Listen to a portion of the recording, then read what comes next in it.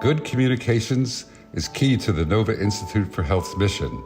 That's why we're bringing scientists and journalists together to examine how to reach audiences with fact-based, accessible information that offers hope and solutions. In September 2022, we convened a panel of experts to talk with our scholars and fellows about the unique communications challenges that scientists and public health professionals face and ways we can break through the noise. Good morning. It's now come to the point in time when I'm normally waking up, West Coast time. So hopefully I will be somewhat intelligible. Let me date my comments a little bit. 50 plus years ago when I got my PhD, the road to success had to do with publishing articles that would be understood by a small number of people in arcane journals that were available to very few, okay? We're in a different world right now in so many ways. We're in a fire hose of information, disinformation, misinformation. You add whatever prefix you want to that. We are drowning in it. And how to communicate, and yet people need to know certain things. And we need to learn certain things from them.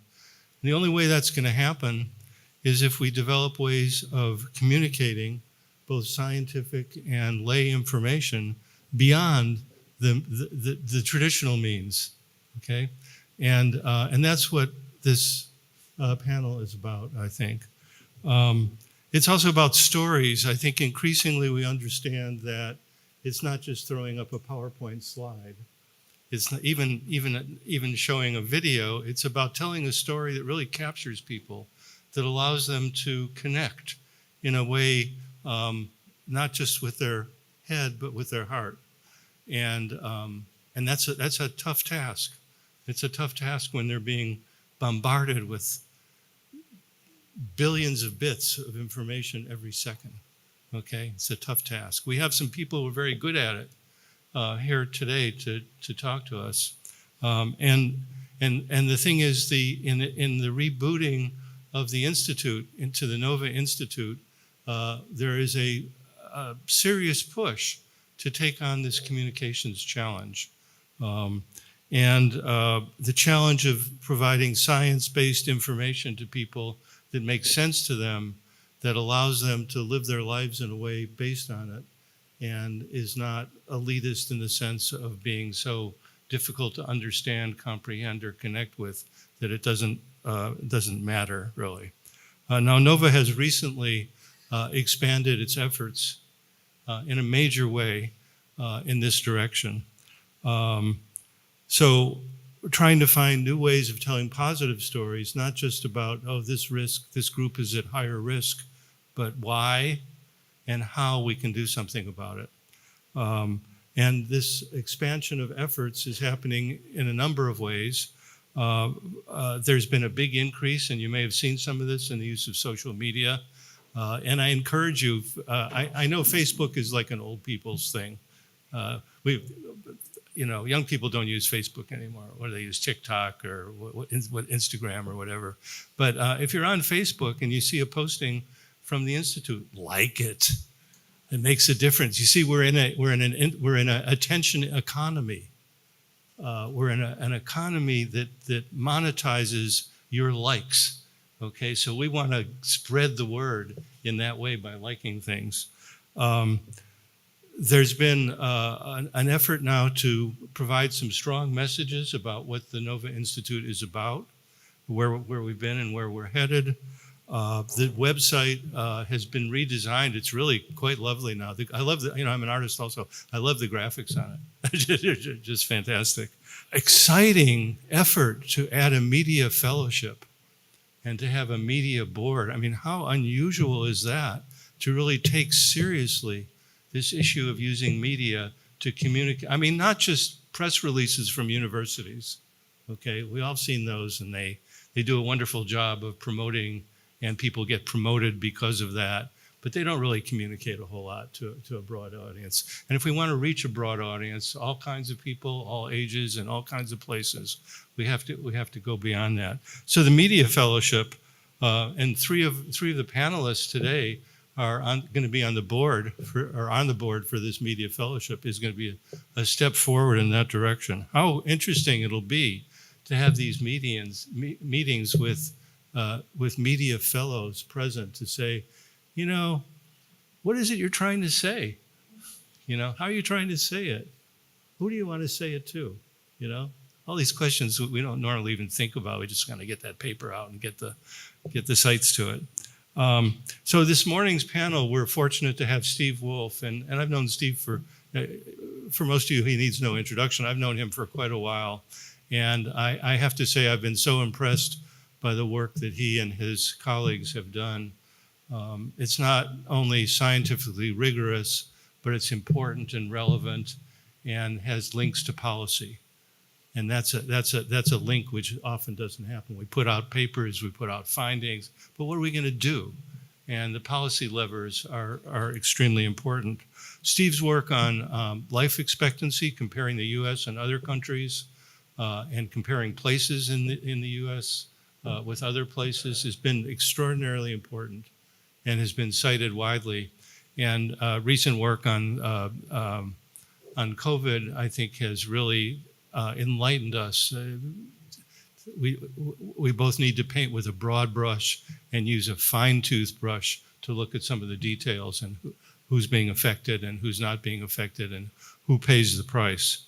Last year, Steve and his work and his group worked with us in a kind of fun interaction to talk to a bunch of people about how, what kind of messaging about COVID-19 would work. And so they had a series of focus groups with people who were in policy positions to think about what works and what doesn't work. So it's wonderful to have, and it was great to work with these people too. It's really a terrific group. So with that introduction and looking forward to just what I think will be a fantastic panel, I'll turn it over to Steve.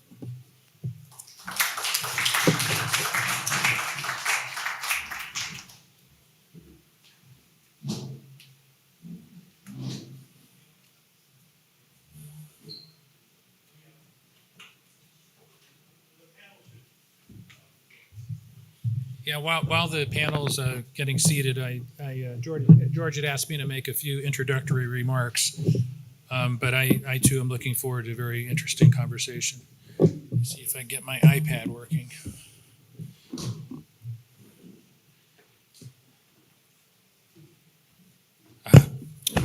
Good morning.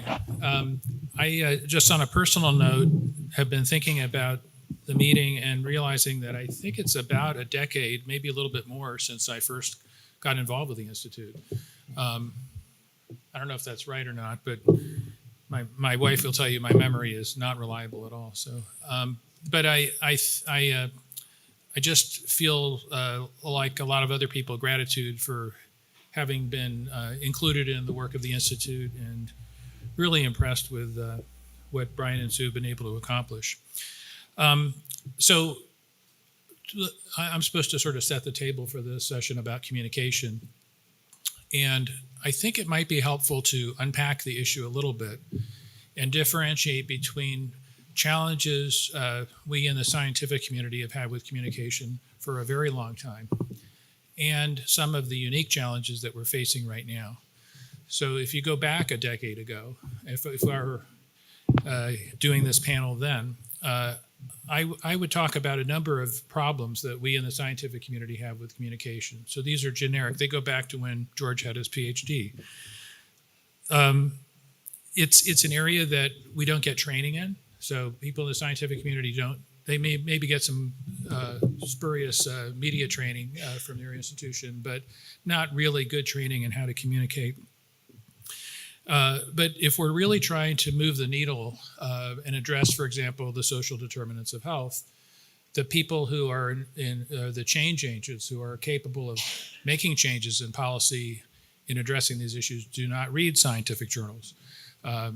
nor do they speak in that language. So if we want to do something beyond just getting a paper in a journal, but actually achieve change in society, then we have to learn how to take that evidence and put it into the hands of people in a way that's useful to them. And frankly, our science needs to be informed by what they need to know.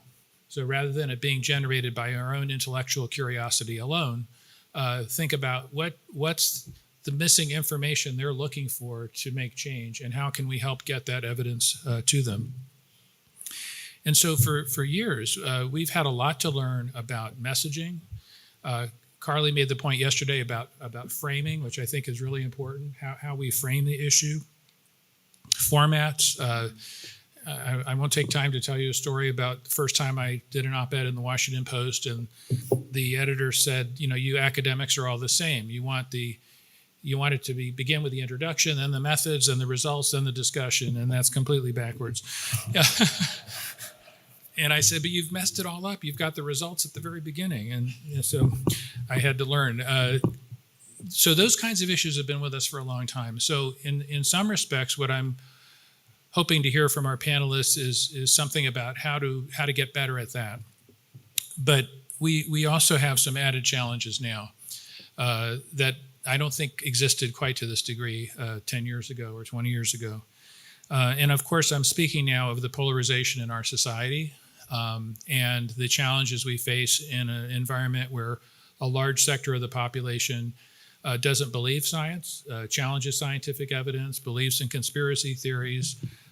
You can present the best data, the most rigorous research, and it be basically tossed out. And in that environment, how do we approach talking about science? How do we communicate? We have to think very carefully about our language. Words that make sense in academia may be very charged and may shut people down in this environment. The focus groups that George referred to were held with Republican lawmakers from around the country who were, of a more moderate persuasion, and that means they were interested in trying to move forward and bridge divides. But they gave us some very good advice about words you want to avoid, you and public health, and how you can communicate the same message that you want to convey in a way that's going to keep people engaged.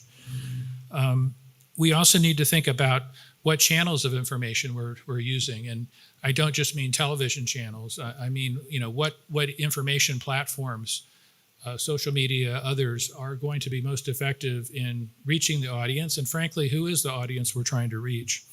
And those kinds of issues, I think we're not in the habit of thinking about, but we need to get good at, and I'm glad that the Institute is interested in that. So with that, let me stop blabbing away here and introduce our terrific panel of speakers, three of whom are in person. One will be joining by Zoom. I'm going to go ahead and do the introductions now, and then they'll go ahead and do their presentations, and then we're going to have a break, I believe, and then we're going to have some discussion about it. So our first speaker is Jackie Judd. She is a communications consultant who works with nonprofit groups in the healthcare and human rights fields. She is a longtime journalist. I first watched her on TV on ABC News. She's been with NPR. She's been on the PBS NewsHour. I'm sure you all are familiar with her name and have seen her work. She's covered healthcare and social policy for many years. She also spent a decade at the Kaiser Family Foundation, focusing on health policy communications and training journalists. She has been recognized with many awards, including Emmys, an Edward R. Murrow Award, which I didn't realize was very impressive. And she is a current trustee and former chair of the Board of Trustees of the American Board of Internal Medicine Foundation. She's also great at cooking, I learned last night. So, and thank goodness for her and Jane and walking me through the process. Jane is Jane O'Donnell, the founder and CEO of a really interesting group that I hope she'll be talking about, Youthcast Media Group.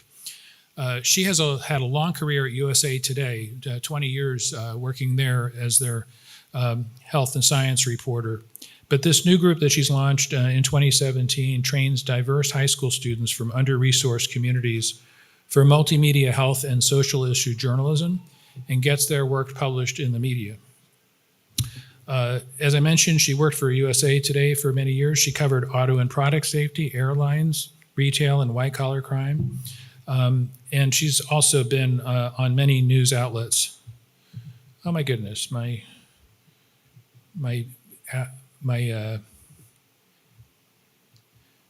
iPad is only showing the first page of the bios. Isn't that interesting? Well, how about what if I have you two start speaking, and then I'll do the next pair of introductions after that.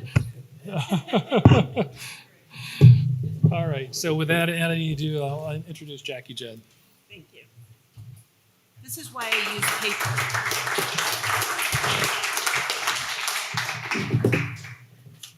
This is why I use paper and not not one of those.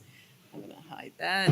Good morning, everyone. And thank you for a really warm welcome last night. I appreciate it. The meal was fantastic. I had my doubts, but it was delicious. It really was. I'm an advocate now for cauliflower rice. Who knew?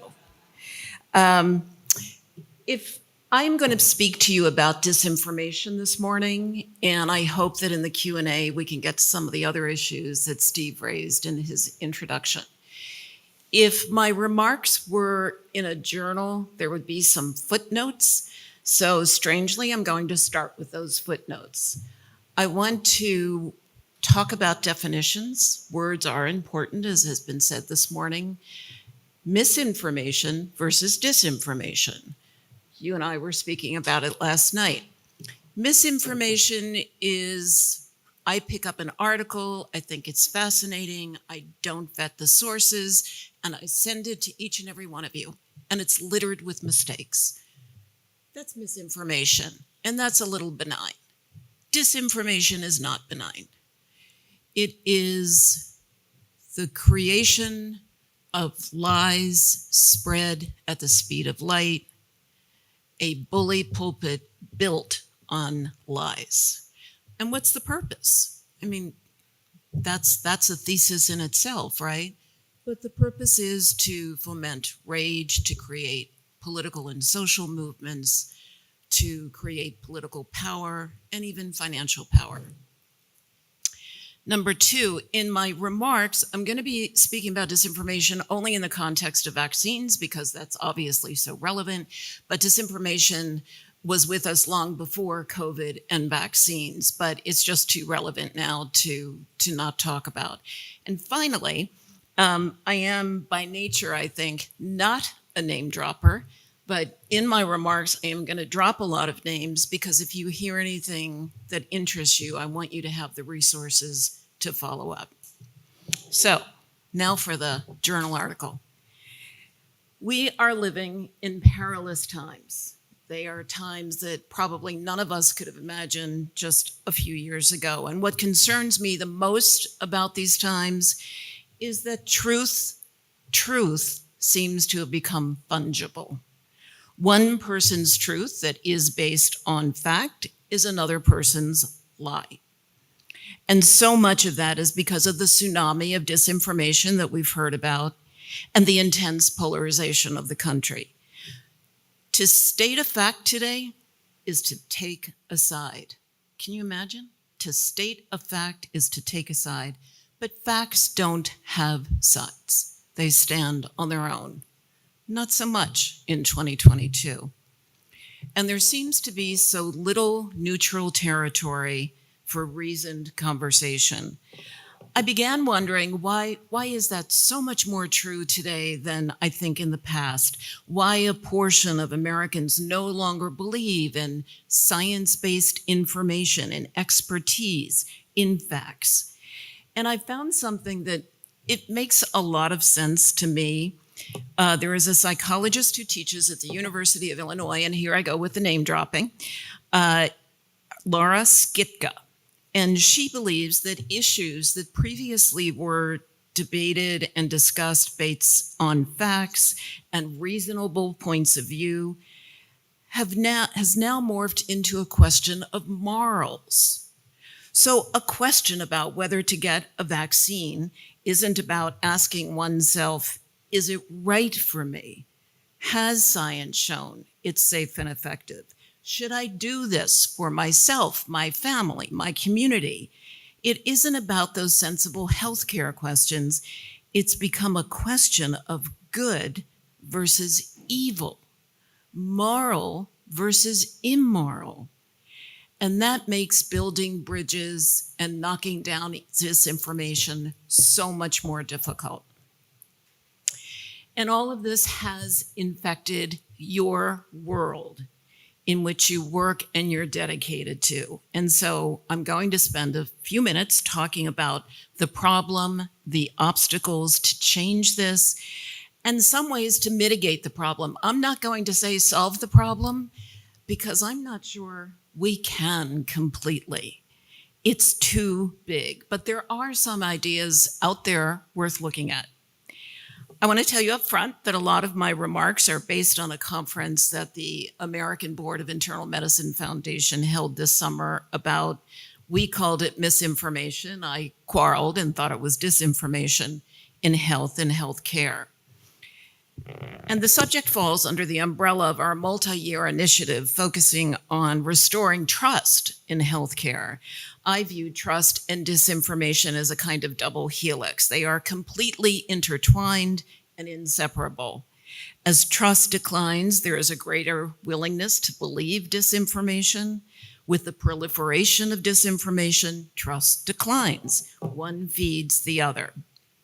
We all know that social media is the major driver of disinformation. It amplifies falsehoods faster, as I said before, than the speed of light.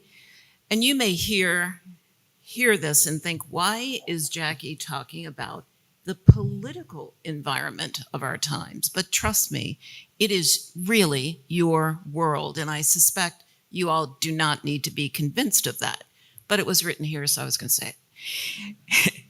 But to deny that is to ignore one of the most pressing issues of the time. The FDA Commissioner, Robert Califf, calls misinformation the leading cause of death in America at this moment.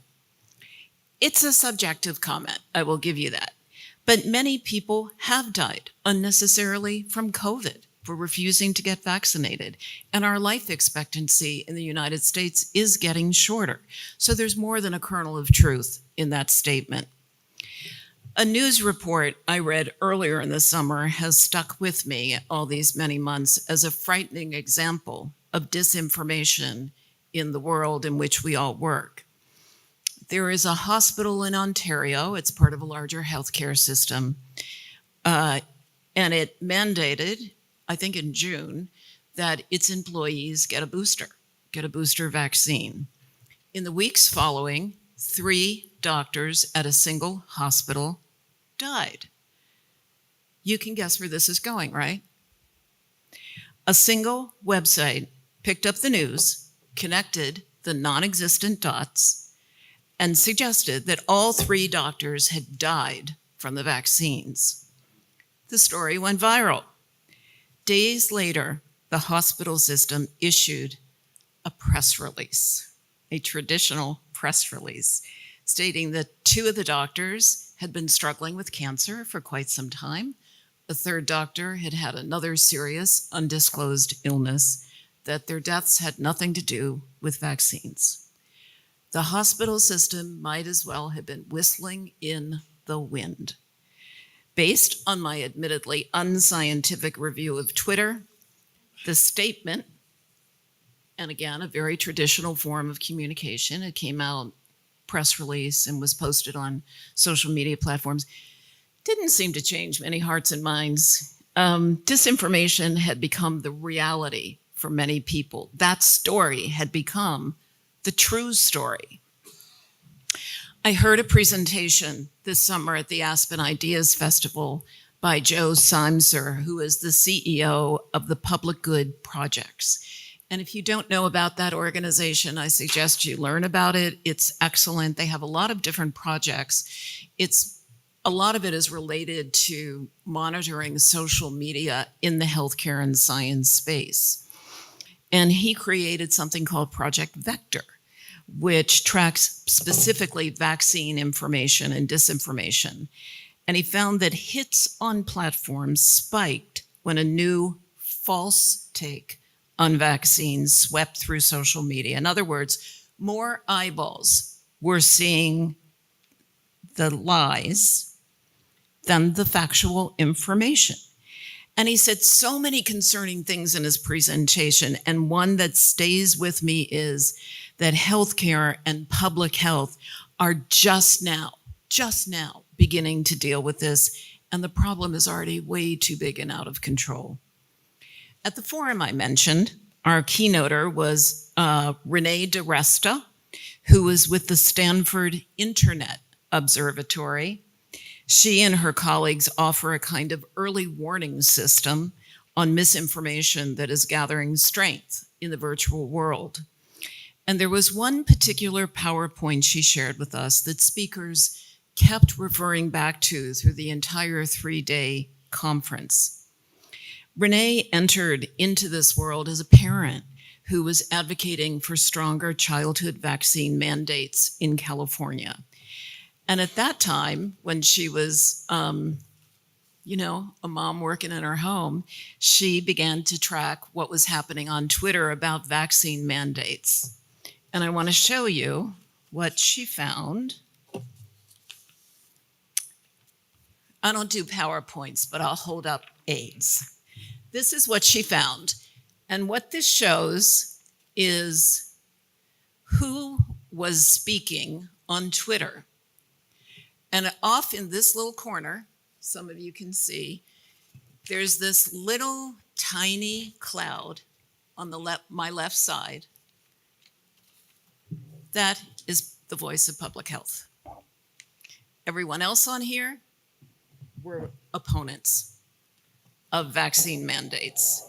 So the voice of public health was completely marginalized by opponents of mandates, and that needs to change. Caveat to what I just showed you, it is a few years old. I'm presuming and hoping that public health would have a larger cloud on that page today. So what can be done to raise the voice and the persuasive powers of all of you in science and medicine and public health? There are some ideas I want to share with you. Some are small gestures, easy to implement. Others require planning, resources, sustainability models, metrics for success, etc. So the first idea is, and we heard this mentioned earlier, mind your words. Words matter in how we communicate and suggest more than we may intend. And a great example of this is something I heard at our forum. Dr. Kimberly Manning is a total Twitter star, and she can offer you some lessons in how to be heard. She's also a professor of medicine at Emory. And she talked about the expression vaccine hesitancy. And that implies, in her judgment, a negative judgment about a person's thought process on whether to get a vaccine.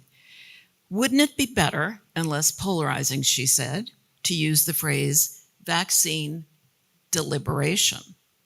Vaccine deliberation, which suggests a thoughtfulness and, more important, may open up new avenues of conversation about the efficacy of vaccines with people who would otherwise not be willing to listen to her or others. We've all heard about the need for trusted messengers, and one of the best models I've seen of that used during the pandemic was created by Dr. Ayla Stanford in Philadelphia. Early in the pandemic, she created Black Doctors COVID-19 Consortium in Philly. The vaccination rates in underserved minority communities in Philly were really abysmal. So Dr. Stanford recruited local leaders to get inside of these communities. She set up testing sites in trusted places like community centers, churches, synagogues, etc. And she said, quote, "From day one, we were trust building." And going back to what I said earlier, if you have trust, you might be able to conquer disinformation. And so she did it so residents could trust that healthcare providers were telling them the truth. The results have been so impressive that the consortium has now become something of a national model for building trust in other underserved communities around the country. Adam Berlinski. I am really name dropping, aren't I? I'm so sorry. But Adam Berlinski is a political science professor at MIT. He talks about the unexpected messenger, someone you would expect to have a particular point of view, but doesn't. Imagine.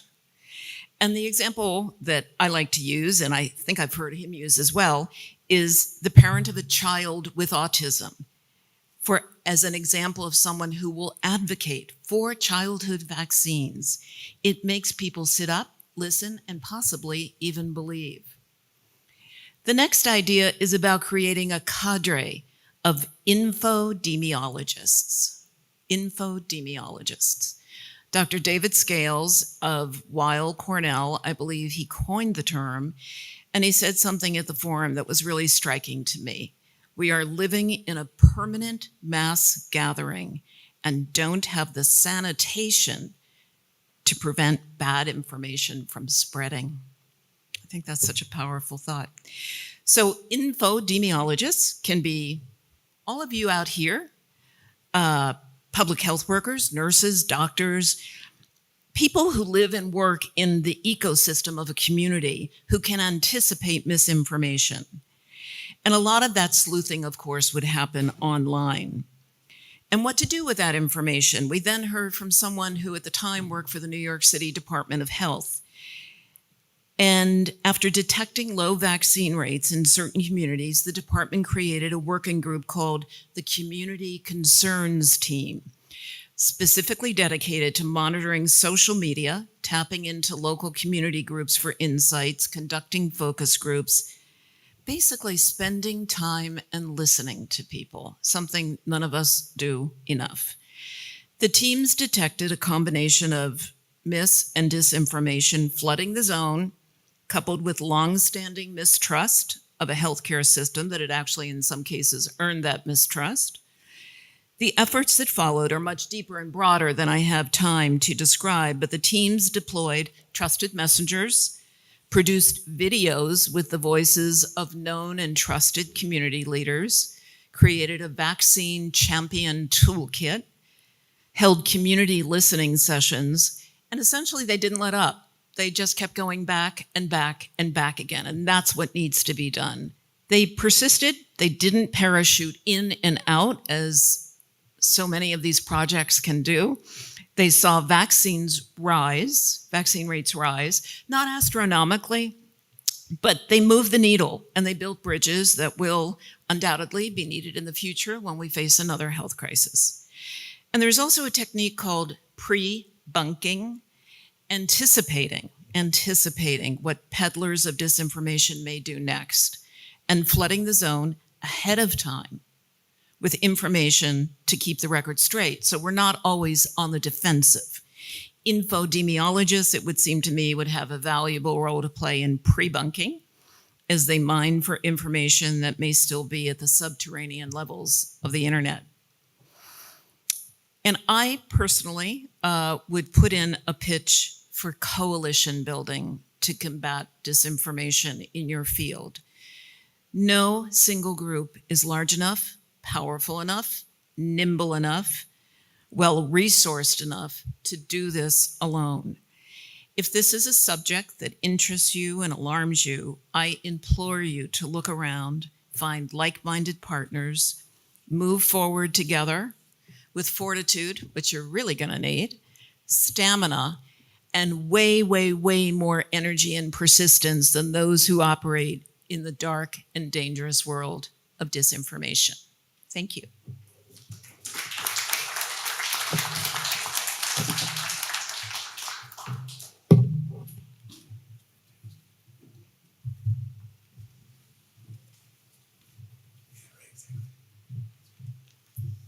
Hello.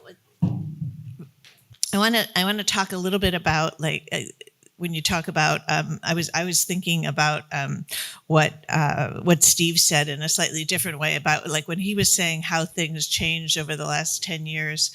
The thing I thought of first was just sitting in a newsroom such as USA Today and just watch the pace speed up so quickly and things that became just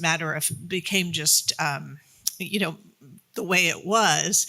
But if you folks as people of science, can be alarmed as I was when I would think about it, to know that it went from having some terrific reporters like Dan Vergano, who knows Richard on the panel here, who was at BuzzFeed most recently, and Liz Szabo, who's at Kaiser Health News, who really knew how to decipher, understand, communicate what was in a scientific study. When those folks left, you were just, it's a thing you hear all the time. It's everybody's, like, frankly, I think Washington's being run by 23-year-olds because everybody sells out and works for industry after a couple of years. But what was happening was editors were watching these screens, and you were seeing what stories were playing, were getting the most traffic on our own site as well as other sites. And what was often driving the coverage was kind of alarmist, sensational studies that some of my colleagues and I were just alarmed that we were even writing about. And these were ones that were getting written about in a lot of other places. So like that, and it was that pressure, and it's been written about and talked about it lots, but to chase the click. So that's the thing that really bothered me. And when I started covering health journalism 8 years ago, as was mentioned, I had written about other topics, certainly related to health, safety. Auto safety was my kind of big thing, and I broke the stories on airbags killing kids, and the government wasn't talking about these kids that were dying in the front seat. And I had some really good sources, and we did the stories on those that led to the warning labels and lots of the changes that were made. But 8 years ago, when I started covering, I guess 9 years ago now, when I started covering health, it just blew me away when I did my first fellowship. It was for the Commonwealth Fund, sponsored it, and it's through the Health Journalists. And now this is brand new to me, and I was a reporter who had worked in journalism for a long time, but just seeing that the countries that spend the most money on healthcare and the sickest, the developed nations, and who's the sickest. And it was just mind blowing to me. That was my aha moment. And I was like, this is the stuff I really want to write about. It was the stuff that wasn't being written about. And brings us back to why I was so excited to be involved, at all, to help with this organization. And it's what prompted me to, as if I didn't have enough to do with my day job, I started this nonprofit, because I wanted to get more young people to understand this about health. So that's a little bit about me. I saw early on, I worked for Roll Call, among other places, in the 1980s, and I saw how pre-internet, how things could move pretty fast, and just to lighten it up a little bit, I will tell you, I had a story that, certainly the airbag story has got a lot of attention, and that was pretty much pre-internet too. And by the way, how that got so much attention the first day was we put the pictures of the kids, there were 26 of them at the time that had died, and we just put as many of their little faces as we could above the fold on the front page of the paper, and that's what gets attention. So always remember, and I'm going to have some pointers for you, bullet points, and people is a big part of it. But anyway, so I'd seen that with USA Today, but when I was at Roll Call in, I was maybe 86 or so, I did a story about a congressman who had been spotted at a strip club wearing a bra on his head. And I wrote about it in Roll Call. That got more attention than anything I'd ever done. I mean, it was on The Tonight Show. It was everywhere. Like so when you do something like that, there was there were jokes on it. Became part of his official congressional bio in the Almanac of American Politics and all this. There were second day stories saying, well, this could be good for him. They thought he might be gay, which was a big deal back then. So it's just so it's amazing when you see how fast news can travel. And so that's kind of a lighthearted way to get at it. But, I see there's such a problem for folks like you that have these more complicated issues, and it is very hard. And I can tell you from being in the inside of a publication to get them published. Not to get them published, to get them assigned to you when you're a journalist, because it's chasing whatever the big story is, and I even see the New York Times doing less of these stories. You used to see more, or at least I notice more of, say, and I don't know what Abby Goodnow is doing now, but I don't even know her, but I just noticed she would do some of these stories. The Washington Post, Eli Saslaw, it does some really interesting stories that get at these just basic human health stories, the factors that are leading to poverty. But they're few and far between, and journalists, honestly, you end up needing to do fellowships to do them.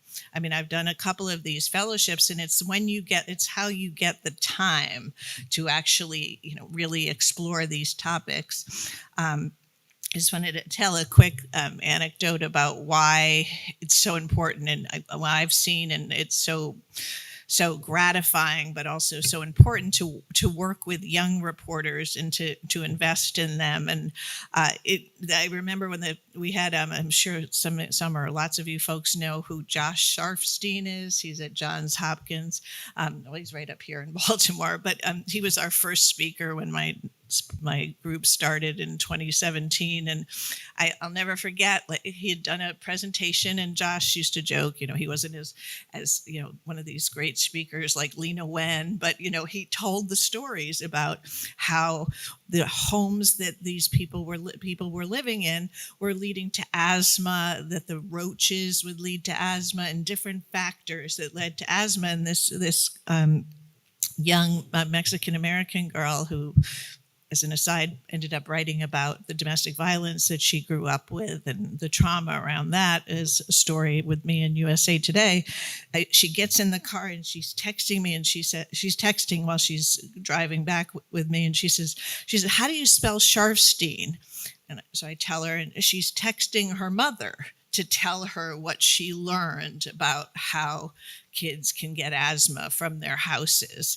And I thought, well, that is just so great that to have these young people getting these ideas in their heads early and investing in young people early. So it's just, it's what all of you need to do if you can, or if your academic institutions can get to know reporters. Certainly, even working with the journalism departments, if there is our journalism departments at your universities. I used to joke, I always remembered the people that were nice to me before I went to USA Today. There's that Washington thing, whether you're in the Senate or out of the Senate. But the people that really took the time to help me understand auto safety back when I was at Auto Week magazine or had a syndicated column. So I want to give you, and I'm going to talk a little bit about social media, and I have my timekeeper over here because, as I joke, I'm Irish, so I can keep talking. I'll keep going unless you stop me. But I have kind of 4 main points I want to make that I think all of you should think about, and it's and I'm so excited to talk later too, because I find thinking of how these can be, some of these things that you folks do can become a story.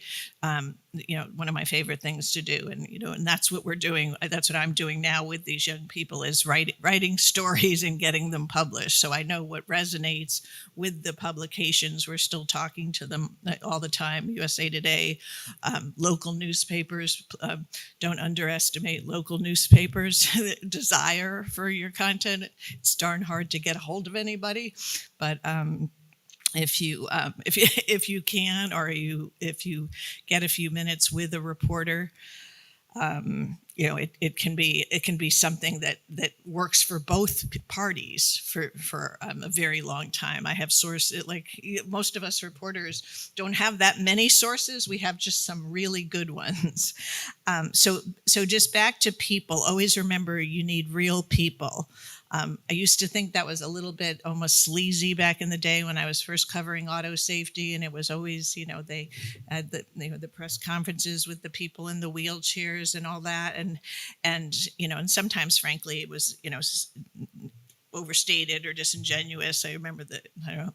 Some of you folks are old enough to remember with Dateline NBC and the rockets under the pickup trucks and all that. It can get a little out of hand, but people really are drawn in by a people story. So whenever you can find a person who your story can be told through, like some of the best stories are the ones that bring you into the life of Susie Q and how one of I think it was my very last story at USA Today was about ALS drug trials, and I wasn't really a medical reporter, more a health reporter, but more a health policy and kind of enterprise.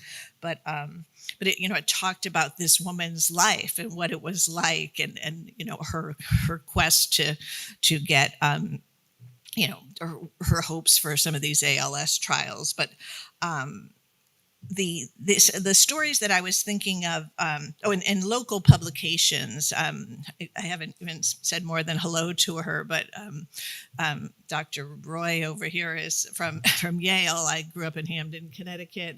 I just found out yesterday a former colleague of mine at USA Today is going to Hearst newspapers, and they're investing a lot of money in Connecticut, in those Connecticut publications. Those papers, and I know from this guy Dan Haar that works for them, they love profiles of local people. So anybody you have, she should be profiled, telling her story.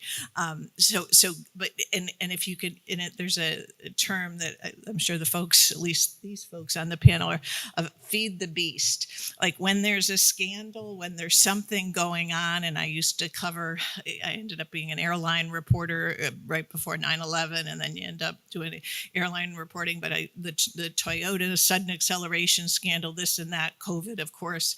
When reporters are expected to cover these stories, you're doing them a favor by giving them a story idea that's related to that's going to be more interesting than just being the millionth, the 100,000th person to write about XYZ study or the new FDA announcement, like a different angle on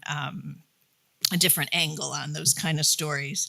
And stories that are diverse, stories about people who are diverse are very appealing right now to editors.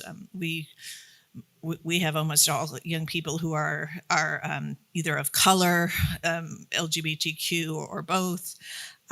Those are the stories that a lot of publications are looking for, and those are the young people. When we talk about disinformation and misinformation, I should say, those are the ones we need to convince, and it's hard. And George and I were talking last night about just the challenge of talking about, like, teaching disparities to the people experiencing the disparities, and we've had our challenges, and we were living this all through the spring. What Jackie was talking about, where these students I was working with, said, well, I didn't have any right to tell them that Black women made less money than white women because the government is simply because the government is racist. They wanted to say that fact simply because, and it's like, what do you say? It's like, well, we did teach you what the things were, what the factors were that led up to it, and it was structural racism, but there's other factors, and that was just, that is a fact to her, and as was, Black women make less because white women look healthier. I mean, these were some of the challenges that we were having with talking to these young people. But if by taking the time to really at our level, working with them in high school and helping build, a better pipeline of these diverse voices, I think that's what's going to help their communities. There's a fair amount of research on that. A big question one of our editors at USA Today used to ask, and we thought it was a little kind of corny then, but I think it's really important, is ask yourself if you have a story, a study, any kind of body of research that you want to get out more, there needs to be a so what and a why now. Like, that's exactly what the editors are going to ask these reporters. And I'm happy to talk later about how to get to know reporters, especially in this environment. Thankfully, more of us are going out to coffee and lunch like in the old days. It really is like, think of that paragraph, which is called the nut graph high up. I still kind of laugh sometimes, and I think the New York Times is great, but they pump a lot of air into their nut graphs. It means so. This could mean the end of something, but just kind of there's a gravitas that we didn't think that we had at USA Today, and we didn't. But I liked that about us. So think about like I said, the pressure to feed the beast.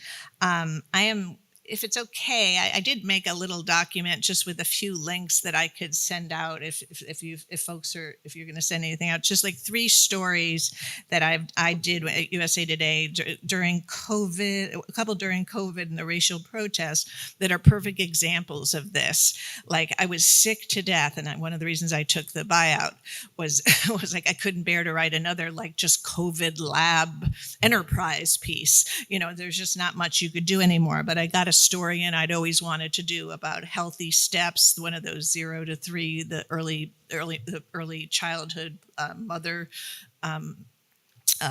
programs that have such great success. So I told the story told the story through a Black woman in the Bronx who had an autistic child, and just that made it so much more powerful. And I got a long story about early childhood programs that you just don't see those, especially from daily, reporters that are just regular reporters. The plight of behavioral health, addiction treatment, and mental health centers during COVID. That was. And it was told through, it was the pictures and the people. I was so happy. I always used to ask for a photographer, and this photographer is fabulous. He does a lot for the New York Times Magazine from Manchester, Connecticut. We went to one of the treatment facilities, and he said, well, I really want to go to these people's houses. And of course, this was COVID, and they're like, oh, all these. But he got some beautiful portraits of some of these people with mental illness, but who were doing great in part because they had a place like this to go to, because so many of them had lost this during the pandemic. So, as a way to get people to think about that issue a little differently. And then, of course, during the racial protests, we pivoted, and then we went from covering COVID all the time to just covering the racial protests all the time. And we were not as good we didn't have the staff that a lot of the places had, but that's when the medical bias stories became very important, and just anything to do with disparities. And I managed to do a cover story on like poverty and the role poverty plays in health, and how how COVID exacerbated disparities. And then anything, of course, mental health right now, anything that gets to that really is pretty hot still. And then just the 2 final things to keep in mind is I almost feel, sometimes I feel funny saying this, but it's true. And hopefully we can talk about it later with some of the panelists here. Really a good, I think, someone once said to me, a former competitor, I should say, at the Wall Street Journal, went on to Bloomberg, used to say, every story needs conflict. There needs to be some tension to make it interesting. And I think that's even more true now because of this, short attention span. So, sometimes it does seem a little, might seem wrong to be taking something that is, that is, something where you're trying to communicate about healthy food or something like that. But there's always going to be a funding element or a regulation that needs to change, or a regulation that isn't being taken advantage of, or funding that isn't being used. So think about that, and it can be the reverse, how federal regulations, as they are set up the opposite way. People are not, the doctors aren't getting reimbursed to keep you healthy. They're getting reimbursed to keep cutting off your legs or whatever from diabetes. And then just always think of the solution, because as journalists, there even are entities now called solutions journalism, and we all do really want to get at the solutions. And you can start with talking to a journalist about a solution, but just make sure you get it in there. Like, what would help? Like, what is the data? What's shown to help? And always remember, and who are the people involved? Who are some of the faces? And are they diverse? That you can get into the story. So I hope that helps, and happy to talk more about anything.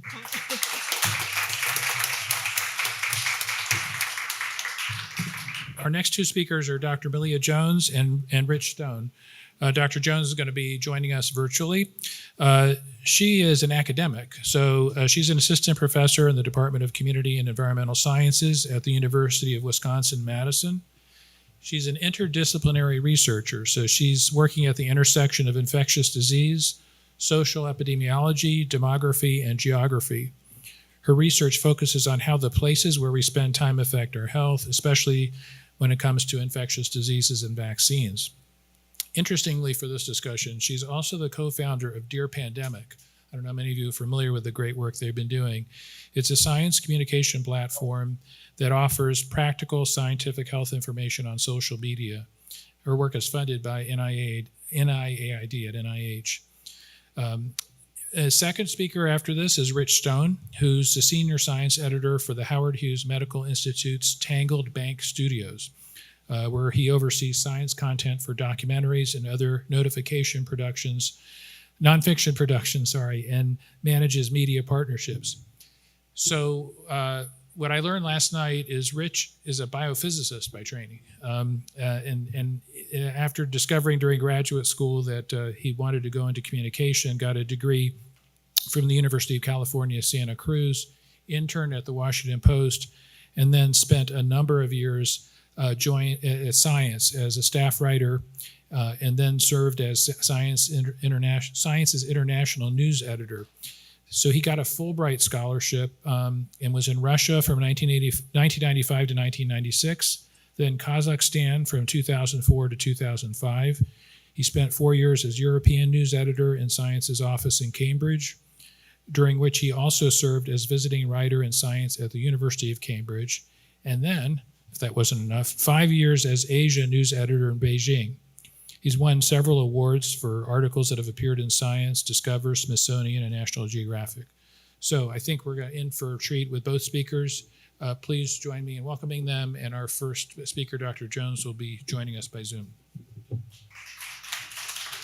I'm sorry I'm not there in person today after 2.5 years of successful prevention. I got COVID this past weekend, and so I am at home isolating, and my voice is a little bit unsteady as well, so apologies for that too. Huge thanks to Aaron Strout for making this work virtually in spite of all the last minute changes.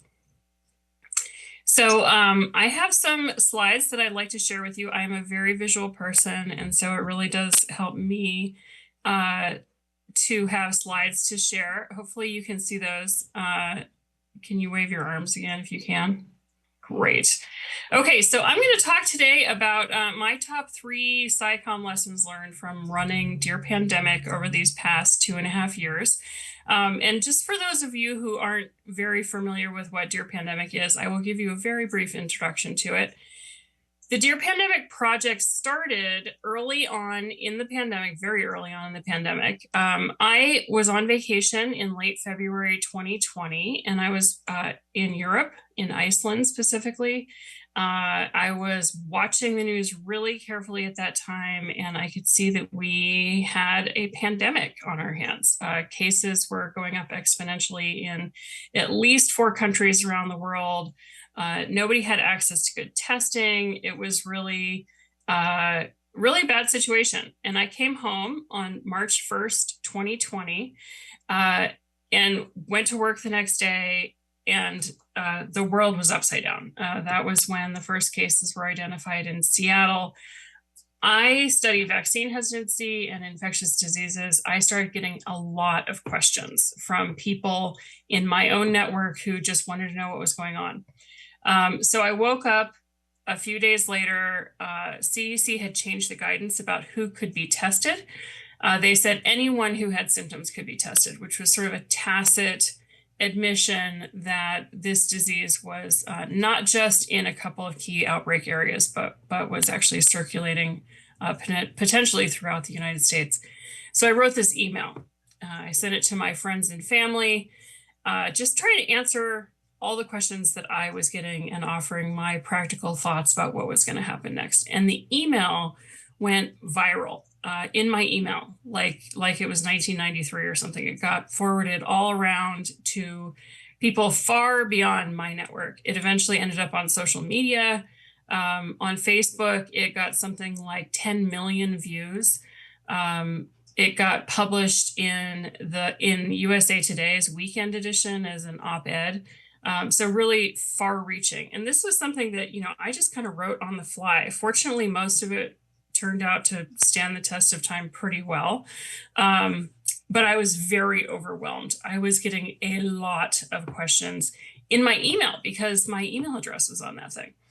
So I was really overwhelmed. I reached out to my longtime collaborator, Allison Buttenheim at the University of Pennsylvania. And we kind of laughed like, haha, we're famous now. She had this idea to instead of trying to answer everybody's questions one by one, to take questions and post them somewhere public on social media. And so she launched the Dear Pandemic Facebook and Instagram page that week. She and I also laughed that, next thing we knew, Dr. Oz would be calling us. And I'm not kidding, the next day, Dr. Phil called me. And I ended up being on the Dr. Phil show to talk about Dear Pandemic, not to talk about Dear Pandemic, to talk about the fact that the pandemic was a legitimate concern on the same day that Dear Pandemic launched. So what we did was reach out to a few friends in our own personal networks to ask them to help us, just help us kind of answer people's questions, get some good info out there. Maybe do this for a couple of weeks and then, sunset it. So it was really not a planned effort. It was really something that we just did on the fly. And I think all of us are pretty surprised that we are still here doing this 2.5 years later. And it really has become something much bigger than we ever imagined it could be. So Dear Pandemic today has a very lovely website, and we have reach across I think it's 8 different social media and web channels: Facebook, Instagram, Twitter, LinkedIn. We also have a Substack newsletter and a website, and we have one Spanish language channel that is on Facebook only at this time. At its peak, we received about 250 questions per week from our readers. We do actively solicit questions from our readers and try and answer them.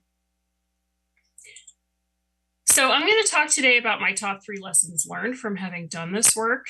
I started off with 5, but I didn't think I could talk about 5 in 20 minutes, so you're only getting 3. Someday maybe I'll come back and talk about all 5 for you. So the first is that trust matters more than truth. From what I could hear of the previous speakers, this theme has already come up, but I'll just talk about it a little bit more. We humans are social animals. We are primed, and I think maybe even evolved to trust personal messages. And so whether a message is received well or not, it really doesn't have anything, or it's not first about the content. It's first about the messenger. And because we trust the people in our friend network and our social networks, we tend to believe what they say, including on social media. even more than the quote unquote experts. So these one-on-one conversations that we have and the stories that we share with our loved ones are very influential. This ties in with the idea that humans are really not rational creatures at all, but we like to believe that we are, which creates some tension in terms of how we message, how we create science communications. The fact is that in the face of uncertainty, emotions are super important. And what people are looking for is concrete answers, right? They want an answer. And so when the answer is we don't know, it's very unsatisfying. And I think that leads people to seek out satisfying information, even at the cost of accuracy. I think it's one of the reasons that misinformation and disinformation do so well, especially on social media. So this is an old problem. This is a 300-year-old quote from Jonathan Swift: "Falsehood flies and the truth comes limping after it." Misinformation and disinformation have always been a problem, and rumors have always moved faster than and further than the truth. But social media really has revolutionized the ease and the speed with which information can spread. And this is especially true of provocative information. And false information is often provocative. It's scary, it's startling, it's disturbing, it's very satisfying in the face of uncertainty. And so it does really well on social media. The algorithms of social media respond better to the altitude than to the quality of the flight. Okay, so the algorithms of social media don't look at the quality of information in the content at all. They look at how many clicks and how many shares it's getting. And that's by design. That's how social media works. And so when we have provocative false information, it is going to do better than not provocative true information on social media. In addition to that, the false sense of social connection on social media, it exploits some of those heuristics around trust. So when we see someone we know shares a message, especially if it's a personal story, somehow provocative, it seems like they have told us something personal and we tend to trust it, right? It really is sort of like hacks our heuristics around trust. And, you know, I have big questions about whether science communication can ever overcome that. I think that is an open question that deserves substantially more attention. So what can we do? You know, I want to focus on some practical science communication tips, the things that I've learned work. I think it's really important to exploit social media right back. If you're going to be on social media trying to compete in that environment, you have to be a human being. People don't want to, you know, don't respond well to, you know, like the CDC Twitter account. It has a lot of followers, but it does not have the same kind of reach or engagement that misinformation purveyors have, right? Because it's not human. So I think it's really important to be a human being. It's super important to be very timely. People will respond better to the question they have right now than to some sort of general question or a question that they had 3 weeks ago. It helps tremendously to be funny when possible. Every Sunday for over a year, we've been posting a Sunday Funny on Dear Pandemic, and I have to tell you, they do better than all of our other posts. And they're just jokes about science, really, but they really help our reach. They help keep us in people's minds, and people respond well to them. I think it's really important to apologize and to correct your mistakes with transparency on social media. That kind of content is actually provocative, and it does well in terms of getting views and competing in the social media environment. Okay, tip number 2, people need advice to be specific and practical. People are astonishingly bad at taking general advice and applying it to their specific situation. And I think this is fundamentally a problem of science literacy. Many people don't understand the principles behind the general advice, and so they can't apply it to their general situation or to their specific situation. And so here's an example. CDC and everyone said, wear a mask to prevent COVID-19. And immediately, Dear Pandemic got these questions like, what kind of mask? What about kids? Even at home? At swim team? What about my glasses fogging up? How often should I wash the mask? What if the other person isn't wearing one? What about at baseball? How about dance class, right? Like 100 specific questions. Every time we offer general guidance, or even specific guidance, people struggle to apply it to their specific situation. And then the second part of this is that we really need to give people practical advice, not just information. So not practical information includes how we know what we know, how many people were in the sample, whether the test was significant, whether the methods were sound. That is not practical information. Practical is what your reader should do right now to achieve their own goals. And in the case of Dear Pandemic, for a long time, their goals have been to prevent COVID-19. And so what we try to do is give people advice, specific practical advice that will help them achieve that goal. We leave out a lot of the science. We are scientists and we try and, sift and filter. We know whether the methods were sound. We know whether the test was significant. Most people really don't care about that stuff. So what can we do? We do have to offer communications that are specific and practical.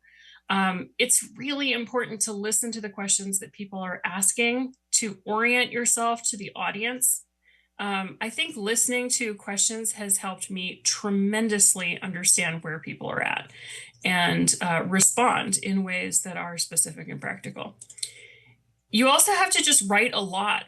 We repeat ourselves all the time. You have to write a different communication for people who want to know about dance class and people who want to know about baseball and people who want to know about swim team, because without those principles, it's very hard for people to take general advice and apply it to each of those situations. So we do repeat ourselves a lot.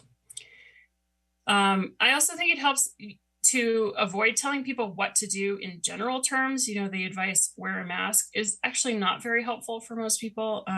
If you're going to give them, instead, you can give them principles like avoid breathing in other people's exhales. And masks are one way to achieve this, right? You'll still need to answer all the specific questions, but that is one way to kind of help people understand those principles. And then my third big takeaway, if you want people to read it, you have to make it easy to read. People will not put in the effort to dig through something that's hard to read. I pulled this from the CDC website about COVID-19 vaccines this morning. It was last updated 5 days ago. This is what CDC has to say about what you need to know about COVID-19 vaccines, including boosters. This is not easy to read. I think there's a lot of technical language in here. It's long. It's hard to find exactly what you need within this information. I actually put it into a readable.com app, which is a readability analysis website that you can subscribe to, and it got a D. The average reading level for this communication from CDC was 12 to 14 years of education. So not achieving the aim of an 8th grade educational level. So how do we do this? You can use a SOCO, single overarching communication objective. I will not have time to go into what that means today, but you can Google it. It's a WHO derived concept, and it basically just means you have to think about what is your most important point. What do you want people to take away from this communication? What is even the point of saying it? And then put it at the top. Don't bury it at the bottom of your communication. The one thing you want to say has to go first. I actually do a whole workshop just about this, and so I have a lot more to say about it, and I'm happy to take some additional questions. It's important to avoid jargon, and all of you are scientists of some stripe, I believe, so you're going to have to rethink what jargon is. Those of us who spent 20 some years in formal education have come to think of some really jargony things as being commonplace language, but they're not. it helps to use a literacy checker online, and the one I use is readable.com. You do have to subscribe to it, but it's not that expensive. Write short sentences. This is a very hard thing for scientists to learn how to do, and I have some specific tips for how to do it, including never use semicolons, use multiple sentences when you might want to make one long string of sentences, avoid strings of nouns, avoid hidden verbs, and so on. And then finally, be concrete, use examples, use stories, use analogies, use pictures, help people connect with the content and really see themselves in it. And that kind of concreteness can go a long way to engaging your audience and making it easy for them. So a few final thoughts, bigger picture. I did hear a few, like 2/3 of the words that one of the previous speakers was saying about this first one. False dichotomies, I think, really are ruining everything, ruining society. The world is not comprised of good versus evil. It's not science versus Republicans. It's not anti-vaxxers versus vaxxers. This kind of narrative is very destructive. It doesn't allow for any kind of dialogue or discussion. It doesn't allow for growth. It's actually very anti-science. And I think that it's important to hold the line against false dichotomies, not oversimplify things that are in fact very complex. And also, I think we need to help people understand that false dichotomies are unhelpful, are actually destructive. The second big point that I have here is that low science literacy, it means that people really, truly, fundamentally don't understand the word risk. And a lot of what we do is risk communications. So it's important, I think, to first address science literacy, but a more right now kind of solution is to help people understand what risk is, help people understand that risk is not a dichotomy. That's how a lot of people think about risk. Things are either risky or they are not risky.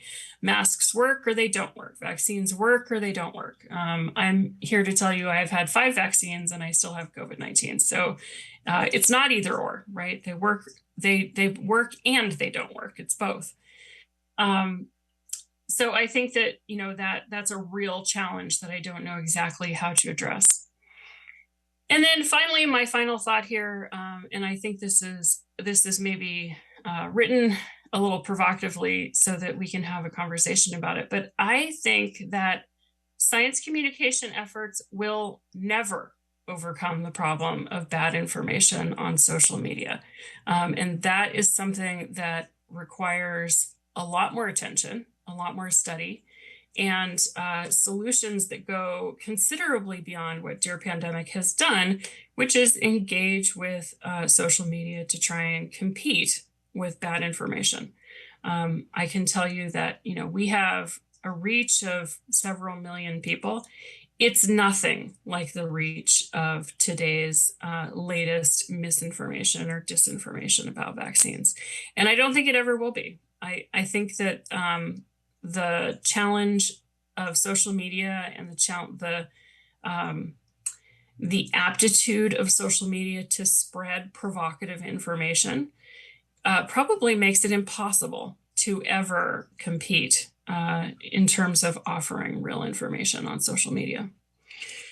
So I'm happy to discuss those and these other points more. If you want to look up Dear Pandemic and see what we do, I suggest starting at our website, dearpandemic.org. And you can also follow us on Facebook, Twitter, Instagram, and definitely sign up for our free twice weekly email newsletter at dearpandemic.org/subscribe. Good morning, everyone. It's such a pleasure to be here. And as you can imagine, going last on this esteemed panel is a challenge right before break, especially when I found out last night Jackie was going to talk about scientific misinformation, disinformation. I'm like, oh no, that was my talk. How am I going to adapt it?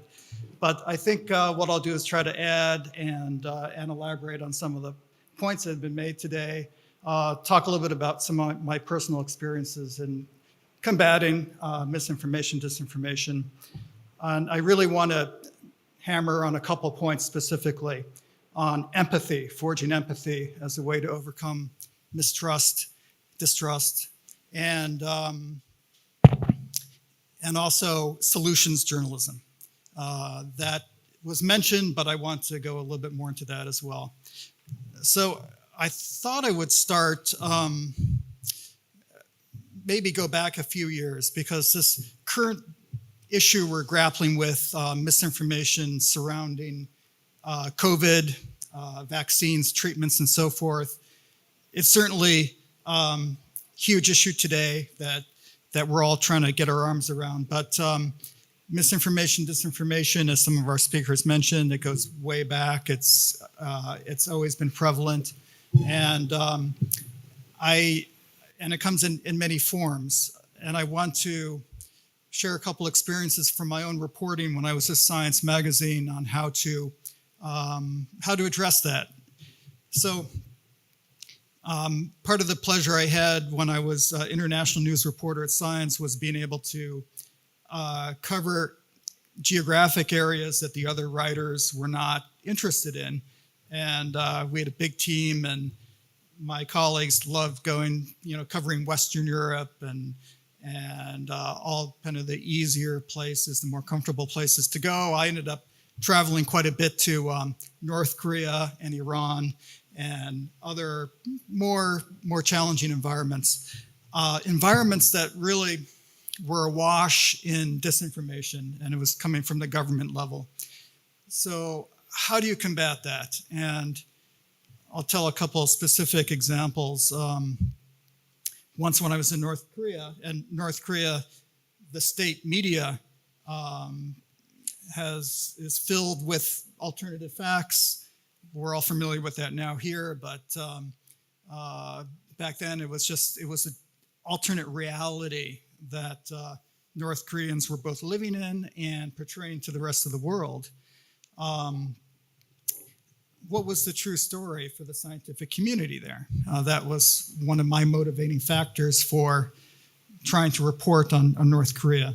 I was able to join a team of volcanologists who were studying a volcano on the Chinese border that had been restless, and both the Chinese and North Korean governments were quite worried about it. 1,000 years ago, there was a massive eruption, and an eruption of that scale today could be quite devastating. So lo and behold, the North Korean scientists had invested quite a bit in their volcanologists who were based up at the volcano, and they were isolated from the rest of the world. They had very little in the way of connections with scientists outside North Korea, not just Western Europe, but they couldn't even collaborate with the Chinese scientists who were just across the border.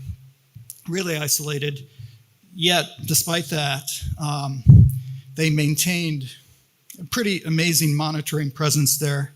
They had a research station inside the caldera, like on the edge of a lake, that the previous eruption formed this massive caldera. They had a research station that they manned year-round, and it's quite heroic in a way, because they would have 4 people living there at the volcano through very harsh winter when they were completely unable to leave that site. It's very snowy, very icy, so it was like working in Antarctica for these scientists in very difficult conditions. So the North Korean government would have these false narratives of amazing discoveries that the North Korean scientific community had made, the hero scientists who had fought during World War II, et cetera, et cetera.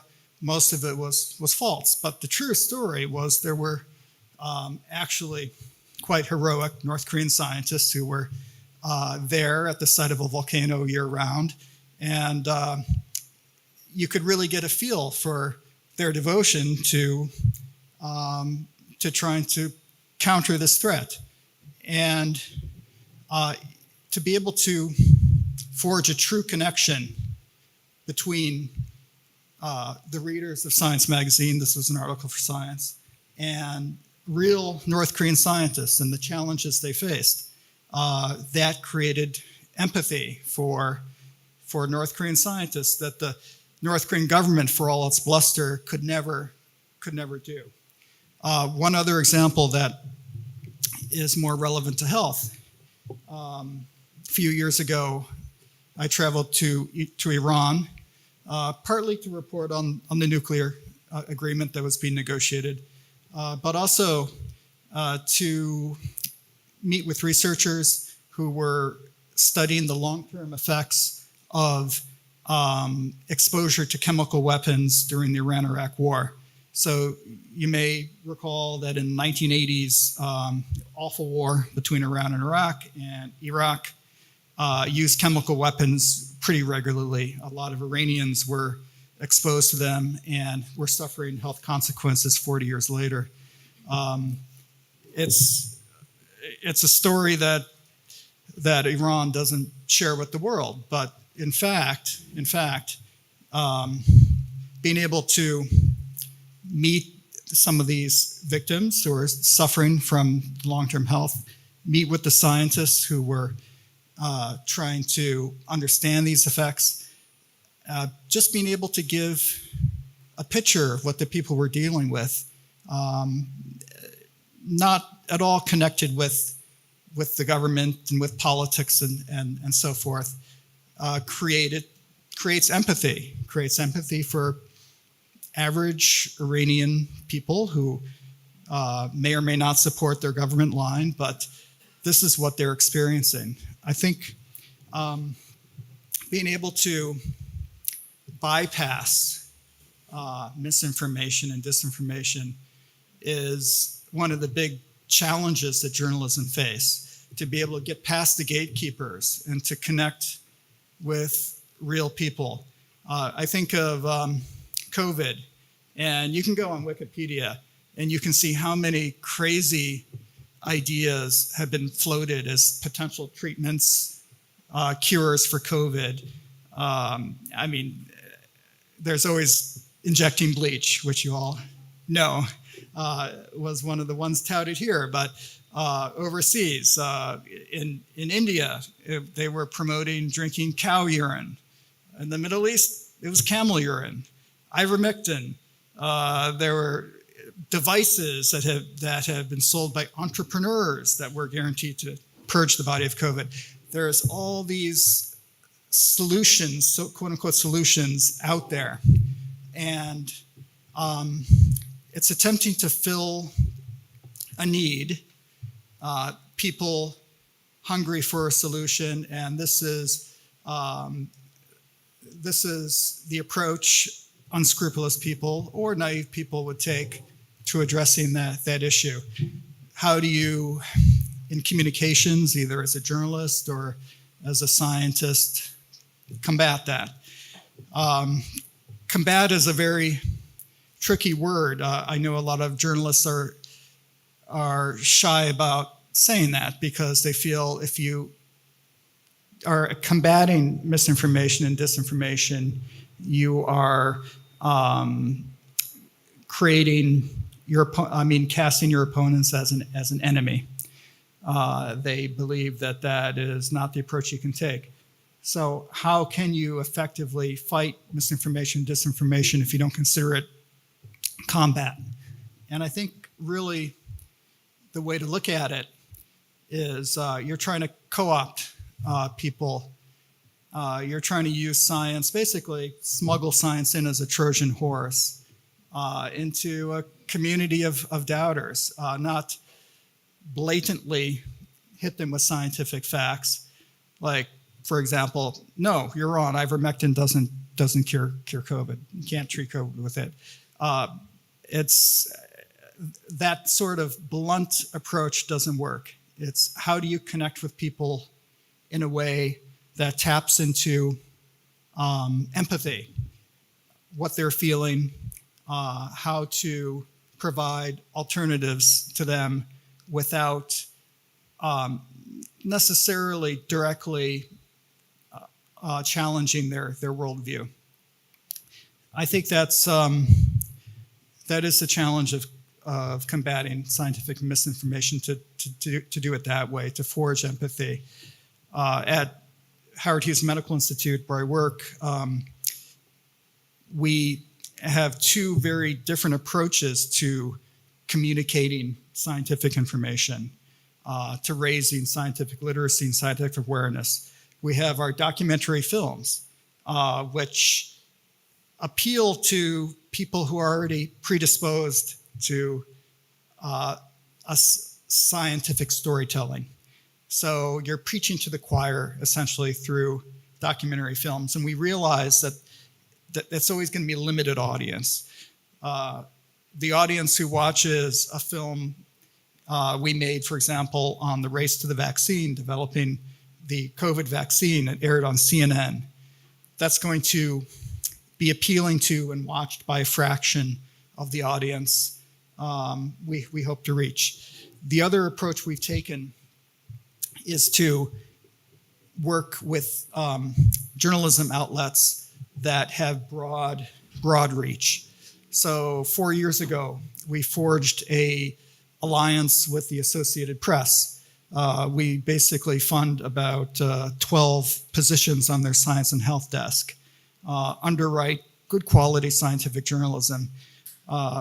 Associated Press has massive reach. They are in their articles appear in small and medium news outlets throughout the United States and throughout the world. So you're reaching a huge audience that way. Similarly, we have a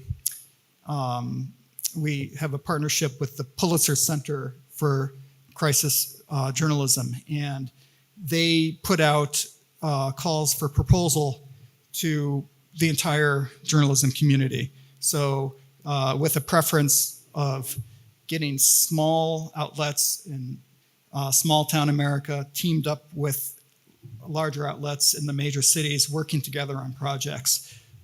We have an initiative that we started a few years ago with them on climate change called Connected Coastlines, and looking at how communities in the US, coastal regions, are mitigating, confronting climate change.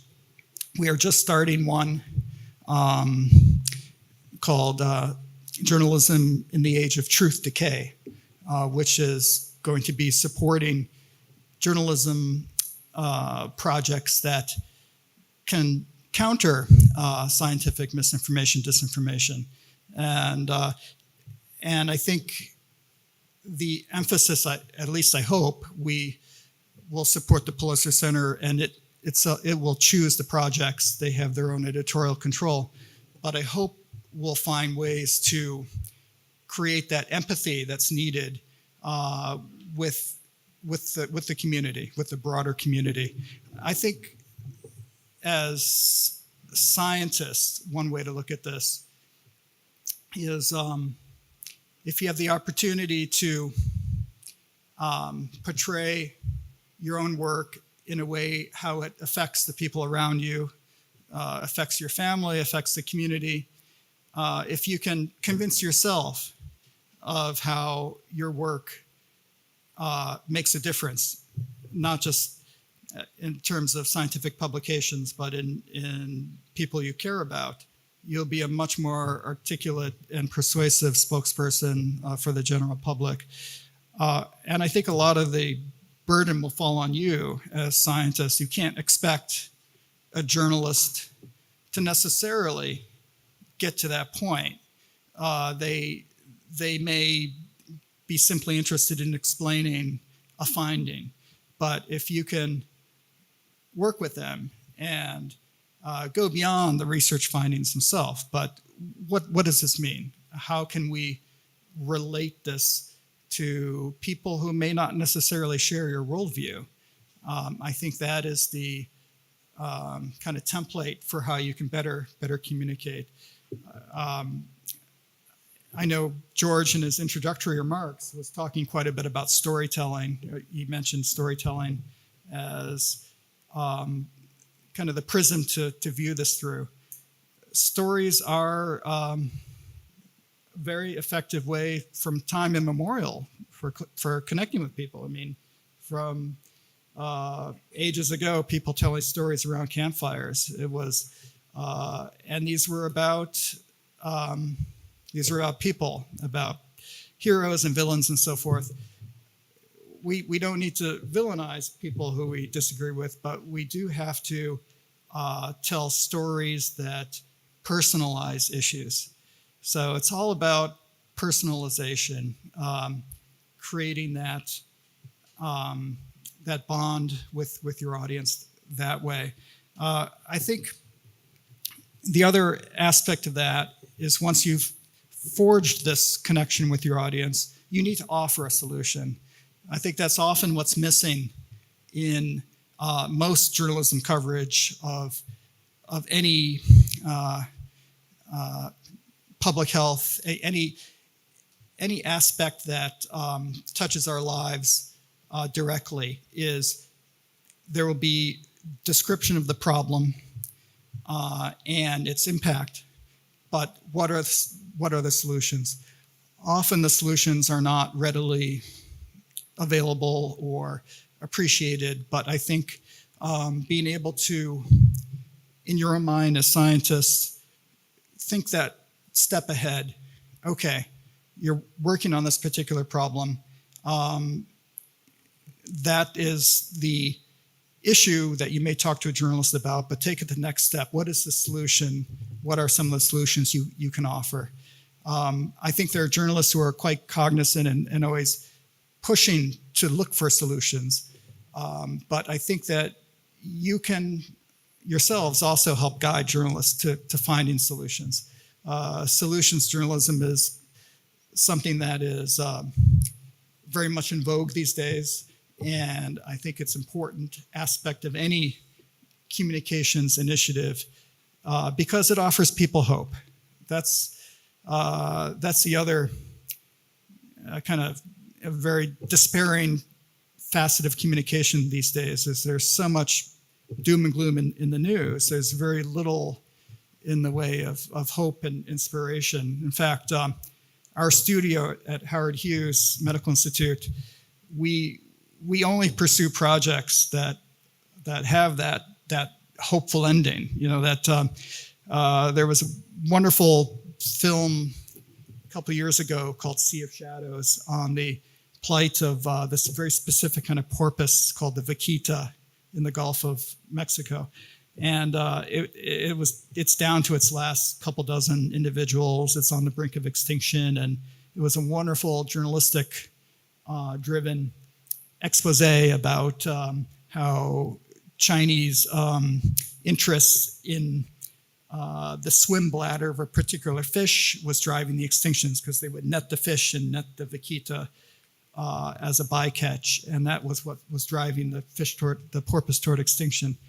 It was a wonderful film, and they asked if we wanted to be a part of it, but it's really depressing. I mean, there was no solution. There was no hope for these vaquita. It was just a matter of time, really, before they would all perish. And so we avoid projects like that are a fait accompli, that there is no potential for change. We're always looking for ways we can aspire change. We look for unusual alliances of people, for example, in conservation and public health, different approaches to addressing major societal problems. And I hope that that you all, as you develop your approaches to science communication, bear those points in mind. Always try to look to create empathy and try to look for practical solutions. I think I'll stop there. Thank you.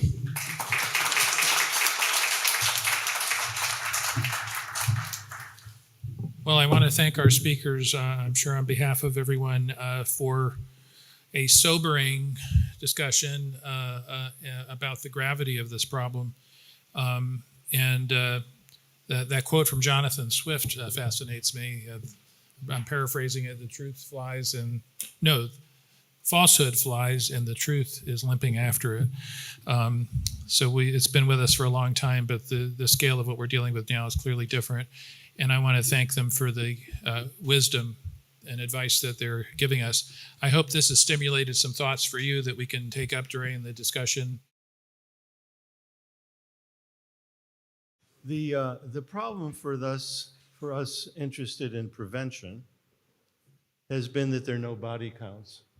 Okay, you can't easily get people interested in the health outcomes that didn't happen, and this has always been an issue for prevention.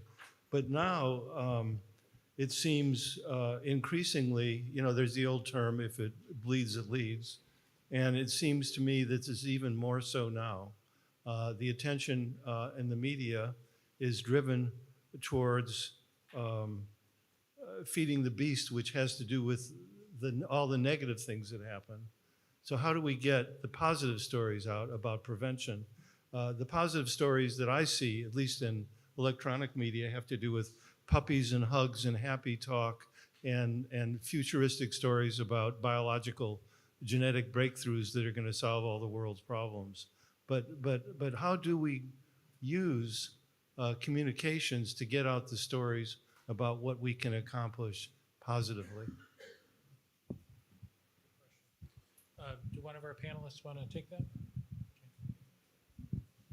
Well, it's funny. We were just talking about that, and to me, it seems like a no-brainer. It's easier said than done. I mean, the story I would do, and I'll just use our example. We were just talking about something I'm embarrassed to say. I suppose I'm embarrassed that I hadn't heard of, but I haven't read as much. I was sick to death of COVID, and I kind of stopped reading all of the stories. It was a need-to-know basis. So this MIS-C, MIS-C, that kids are getting. She said there's a new study out, and for the people, I would find a kid with that, like why to get a vaccine is you do a story that shows what a kid went through and what the parent went through that had that. With prevention, I did a story. The parents, not surprisingly, didn't want to give us a picture, but on obesity's contribution, just how much harder everything was during COVID, what it was like for the surgeons when people were obese. I mean, it's a delicate subject, but I think having somebody that I interviewed the parents who had lost, a 350-pound 25-year-old to COVID, or 30, maybe 30, but we did a whole story on losing her. But I just think there need to be more stories about, I think you can get, everybody, one of the things that got me so interested in just everything I'm doing was doing the airbag stories. It was seeing those parents, right after my story ran, those 26 kids had a meeting in Washington. They invited me, they handed me 26 long stem roses for every dead kid, and they formed Parents for Safer Airbags, and that changed everything. And people that have lost kids, or family members want it to be not for naught. So they want to tell the stories a lot. So I think it's kind of flipping it, is getting the stories of the downside of not doing it. Not to be all negative, but that is what the media wants. The one piece of practical advice I would give you is that to remember that journalists these days, I believe, are in a constant state of being overwhelmed with the amount of work they have and the amount of outlets they need to keep feeding the beast. And so it would be prudent for you, if you have a story, to not only give the headline to the journalist, but to say, here are ways you can approach it. And here are people you can talk to. And most important, here is an individual who is ready to share their story. My experience when I was in television, they were the hardest people to find. So I'm doing a story about when drug prices were raging out of control, and I wanted to find the needle in the haystack person who would have to slice their meds in half to spread it out. Families USA, which I'm not even sure is around anymore, but Families USA, they used to have almost a data bank of people willing to share their stories. You can't imagine how helpful that is. So go with as complete a package as you can would be my advice. About the trend, the data, to make it as easy as possible for the reporter, because you're doing them a big favor. Rich, did you have any thoughts on that? Yeah, I would just add, try to really know the audience that you're trying to reach. Who are you trying to reach? And then who could be the trusted storyteller reaching that audience? I think what we have struggled with at HHMI is connecting with a younger audience, people who have the enthusiasm and optimism to change things, who are receptive to a message about prevention. For example, for us, it's been how do you find storytellers that could reach that younger demographic? What media formats are they thriving in? That takes some research, and it takes some proactive approach, not just putting out a press release passively or contacting a journalist, prominent journalists who may preach to the choir, preach to people who are already receptive to that message. What you want to do is find people in communities that this is a novel idea, and find the storytellers who can help you get that across. That's all interesting. I wonder, George, tell me if I got this right, whether part of your question was the fact that prevention, or in some cases, system solutions to improve healthcare delivery are not as sexy as the new robotic surgery or breakthrough drug, and how to draw eyes to that. Is that part of what you were getting at? Yeah, I think that's an inherent challenge. We're working on some technical issues so that Dr. Jones can hear our questions, but hopefully get input from her once she can hear what's being asked. Other comments?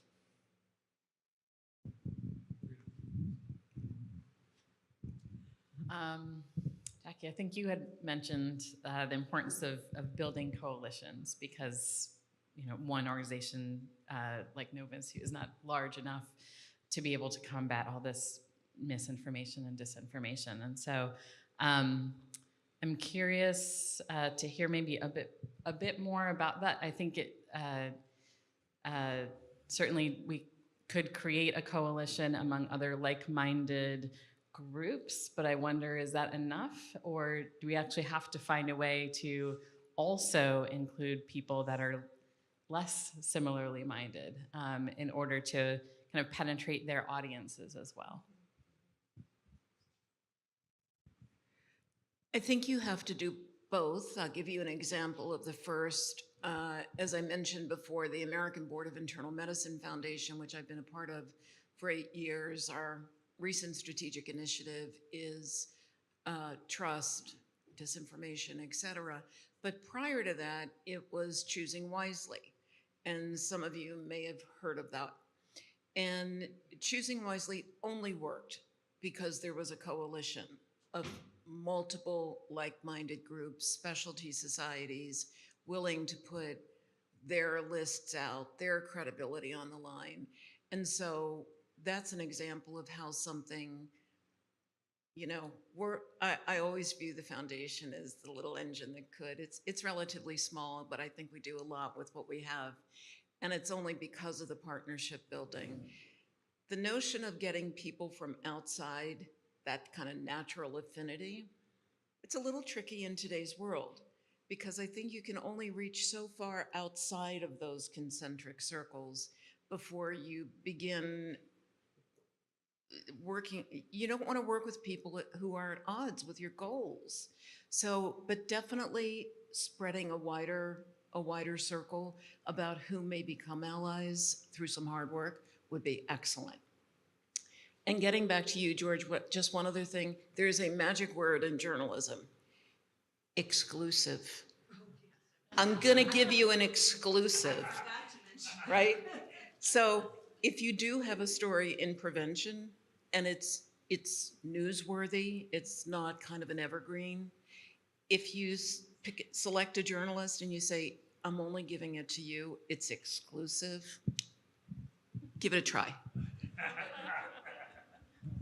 Yeah, I'm so glad you said that. And also, I mean, and it can be a prevention kind of, say, study that's coming out. And I just remember that when I first talked to this Betsy Bradley, who used to be at Yale, who I guess some of you probably know, that it was, I think we did have something first that she was doing, and we had weeks and months, I think, to prepare a story around it, because we want to look smart, but we don't have time to plan it. So that makes a very big difference, and it doesn't have to be like a real gotcha study, but it people actually used to make fun of USA Today because for a long time they'd have these things on the front page. The White House gave us exclusively something on education that they probably wouldn't have covered anyway if they hadn't had it. But yeah, that is really important.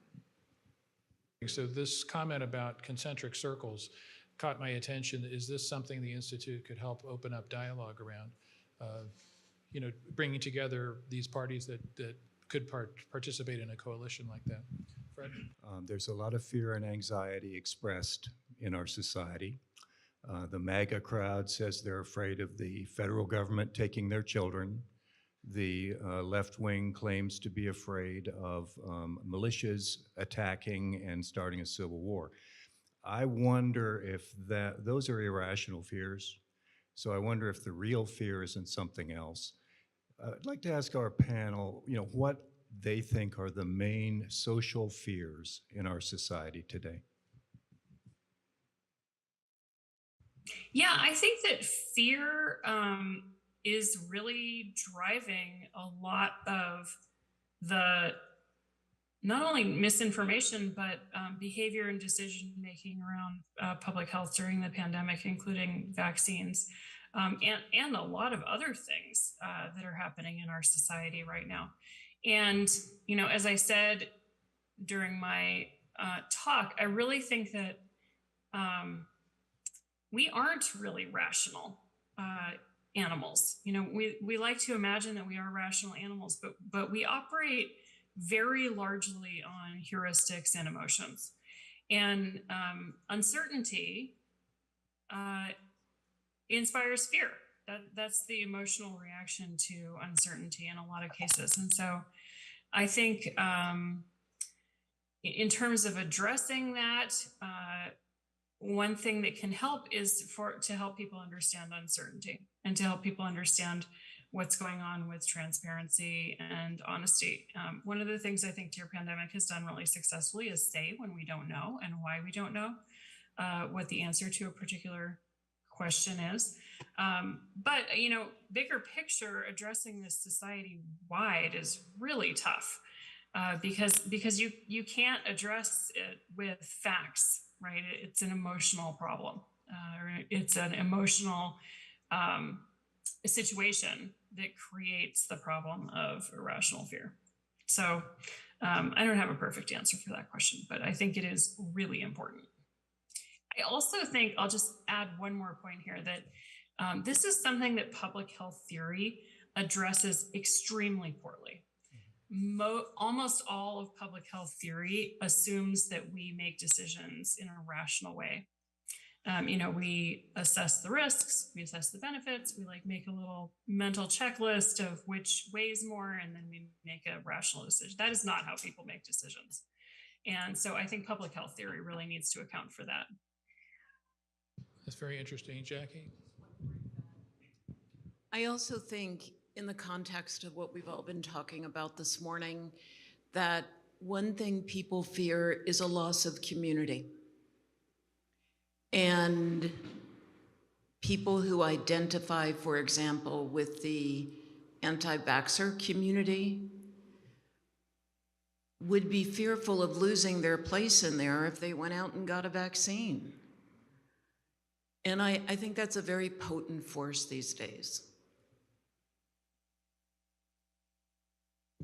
Yeah, if you don't mind me, Fred, sharing your thoughts from yesterday, if I heard it correctly, Fred was postulating that the anxiety and fears that people are having in general in society, how the rug has been pulled out from under them, economic stability, the demography of the population is changing, can get displaced onto some of these issues. And it's a more comfortable way of them dealing with their fear, if I'm hearing you correctly, to say, well, it's Fauci, it's, rather than dealing directly with the root issues.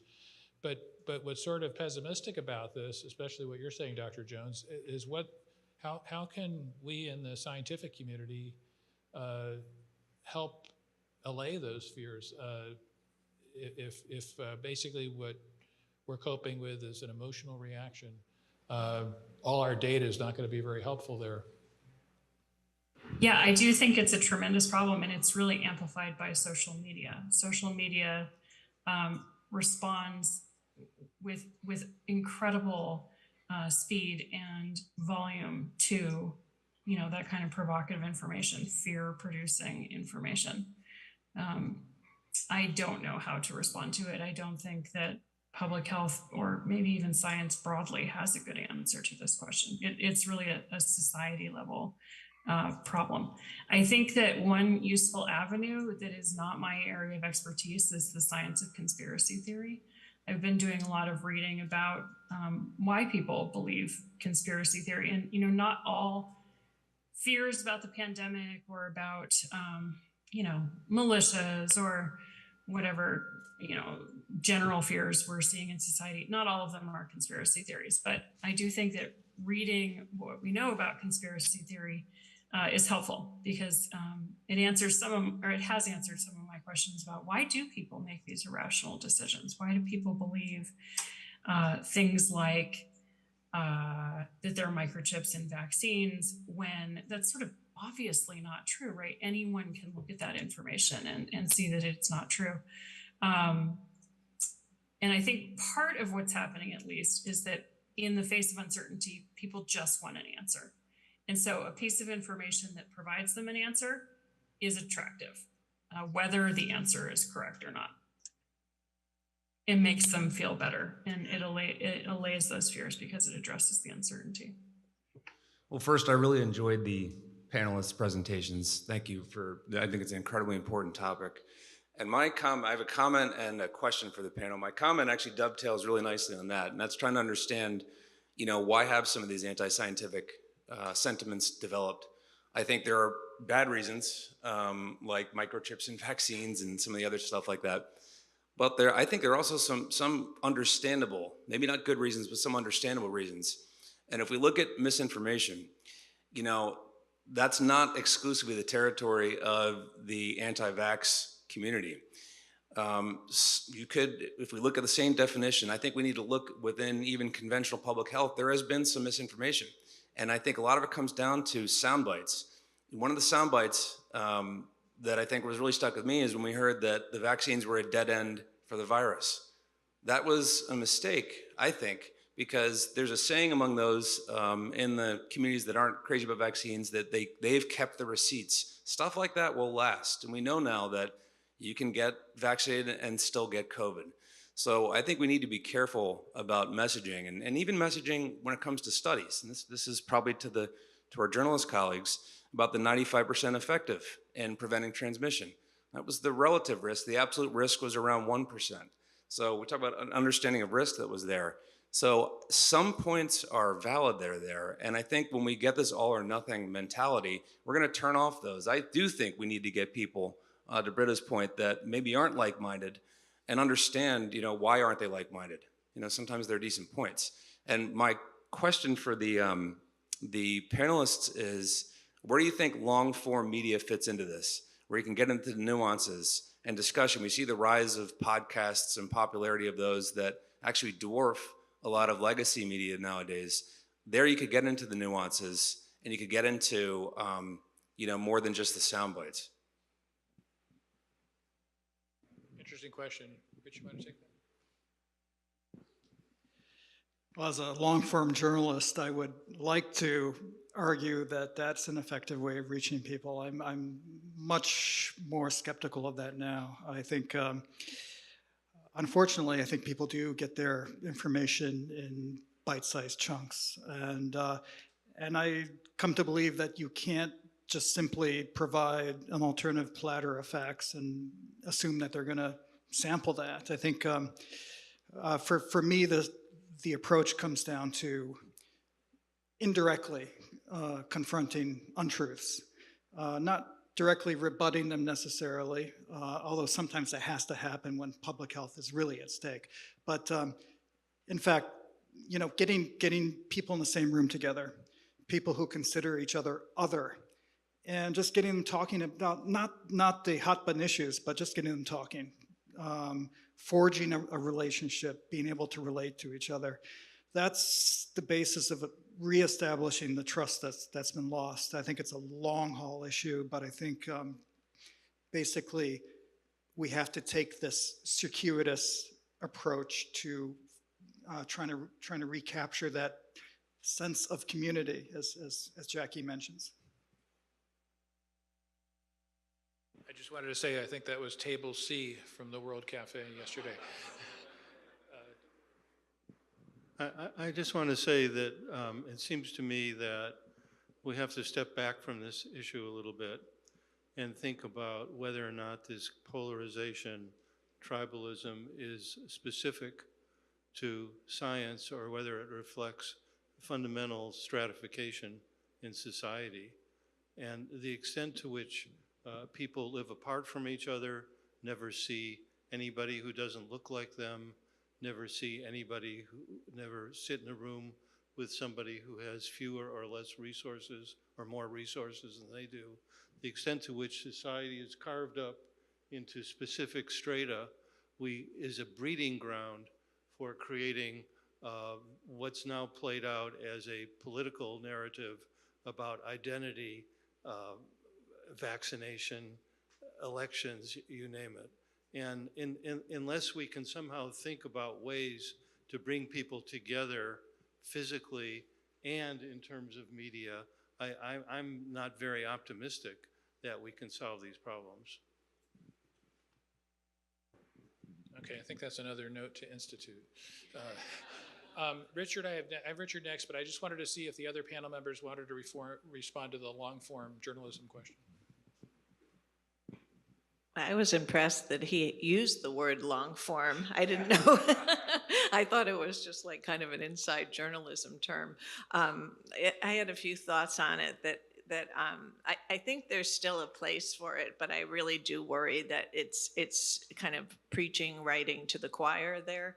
The people that are reading the long stories are probably already convinced that that something is a problem, or that particularly if it's about public health. But I do think that there's, I wanted to go back to something I really appreciated that what Molly was talking about how you had funny in there somewhere. I'm a big believer in trying to figure out ways to get humor into what some of the young people I work with are doing as an aside, and I hope you don't find him distasteful, but I happened to see a comedian the other day. I watched something, his name is Earthquake, and Dave Chappelle, setting aside whatever you think about him and his issues on LGBTQ, sponsored this, but Earthquake did a whole segment on his special about Obamacare, positive about Obamacare, and kind of making light of how people in his community will believe, their cousin and all these different people. And I just think if you could add a combination of this is a little whimsical looking, that kind of idea, the kind of illustration that George does at 80, but that, we're teaching our young people to do, we have a whole TikTok account that's funded by a foundation conversation on the decriminalization of mental illness, having young people figure out ways to illustrate that, to show that in shorter snippets. And finally, there's a word that I'll teach you in journalism. I don't know if the others have heard it, but we used to make fun of them, but it's the new age charticles. You're taking, it's really, it's almost a graphic article. It's like a lot of like long captions in between graphics, but I think like thinking of ways to tell your stories, those ways are going to be, and using them on social media are going to be how you convince the skeptics. And a lot of interactive, animated ways of showing data that are very interesting. Richard? I also am greatly appreciative of these new ideas as the Institute looks to the importance of media and new ways of getting our message out. But in addition to what you so importantly reminded us of the difference between misinformation and disinformation, I'm wondering if there isn't a third problem, which I'll call myth information, and how we in the scientific community are part of the problem, the pogo idea that we have met the enemy in part, it's really us, because of not making the distinction between, I think what people are uncertain about and fear is scientism and not science. That scientism, that they see us as a kind of clique who have the answers, and they don't appreciate what facts really are in science and how facts are squishy and ephemeral and changeable. And until we really put out the difference that science is just a method of getting at the truth. And there are other ways of getting at the truth, and that's all we really are. We need to demythify what science is, I think, as a way of bridging the problem, and not saying, not trying to convince people that what our facts are, but really admitting what our facts aren't. Could I take the prerogative of bridging onto that question before the panel takes it? Because we were having a conversation about this during the break. There's a tension, I think, between, I think scientists naturally want to talk about uncertainty. It's part of the scientific method to say that we based on this probability, we think this hypothesis is true. So the natural tendency of the scientists would be to say, we're not sure, this is our level of confidence, the evidence may evolve, and yet at the same time, we're hearing messages during even the presentations today that good communication requires clear, short sentences, practical information, tell us what to do. And also, as we talked about during the break, the shift in the science during the COVID pandemic eroded confidence in the scientists and fueled conspiracy theories. So how do we deal with Richard's concern and that tension to do good communication, but also deal with the inherent uncertainties of science? I love the way you framed your comments. Thank you for that myth information. And for the first time, I thought about scientists, physicians have held themselves up as the fonts of wisdom and knowledge and fact. And the truth is, of course, that in your world, truths and facts do change. I mean, in the beginning of the pandemic, Anthony Fauci said, you don't need to wear masks. And that at the moment seemed okay, but it changed. Our knowledge changes. And getting back to what someone said earlier, we don't do well with uncertainty. The media do not do well with gray. We do much better with black and white. And so when you get to the gray, it gets trickier. But I think getting off of those pedestals is a good idea. And honestly, the pedestal is crumbling anyway with the undermining of expertise and science, et cetera. And if I may, because I know our time is growing short, I just wanted to give you all one more nuts and bolts suggestion. But first acknowledge that I think a lot of what we've said today really flies against how you all have been trained. And I want to acknowledge that what we're asking you to do and how to maybe behave in the future is hard, right? But I would like to say that I used to tell people, and when I coach people in public speaking and communications, I usually say most audiences can walk away with 2 or 3 takeaways. And for some reason, after our conversation today, I'm changing that. I'm changing it to 2 or 3 moments. You can walk away with 2 or 3 moments. Now, built around those moments are other ideas, and I'll give you an example. Last night, Chris used a slide that showed the salmon. The salmon as it comes out of the water, and the salmon as it comes out of our grocery store. It was gross. And I am going to remember that. I'm taking it home. I'm thinking about it when I go in the grocery store, what I put in my mouth. So it's that visual image, but around that moment is all this other information you gathered. And I think that's a worthy goal for all of us to work on as we present and try to communicate.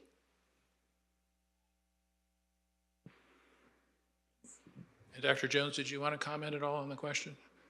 Yeah, this was actually one of the 5 lessons learned. The other 2, one of them was people have no idea what science is. I think there is such fundamental lack of scientific literacy in the United States and elsewhere that, as you said, people don't know that science is not a set of facts. It's a method of trying to find the truth, and it's always evolving. The set of facts is always evolving. That, I really feel, is not something that communications can fix. I think that's a problem of our education system. And so, when we try to address that as communicators, it's really swimming upstream.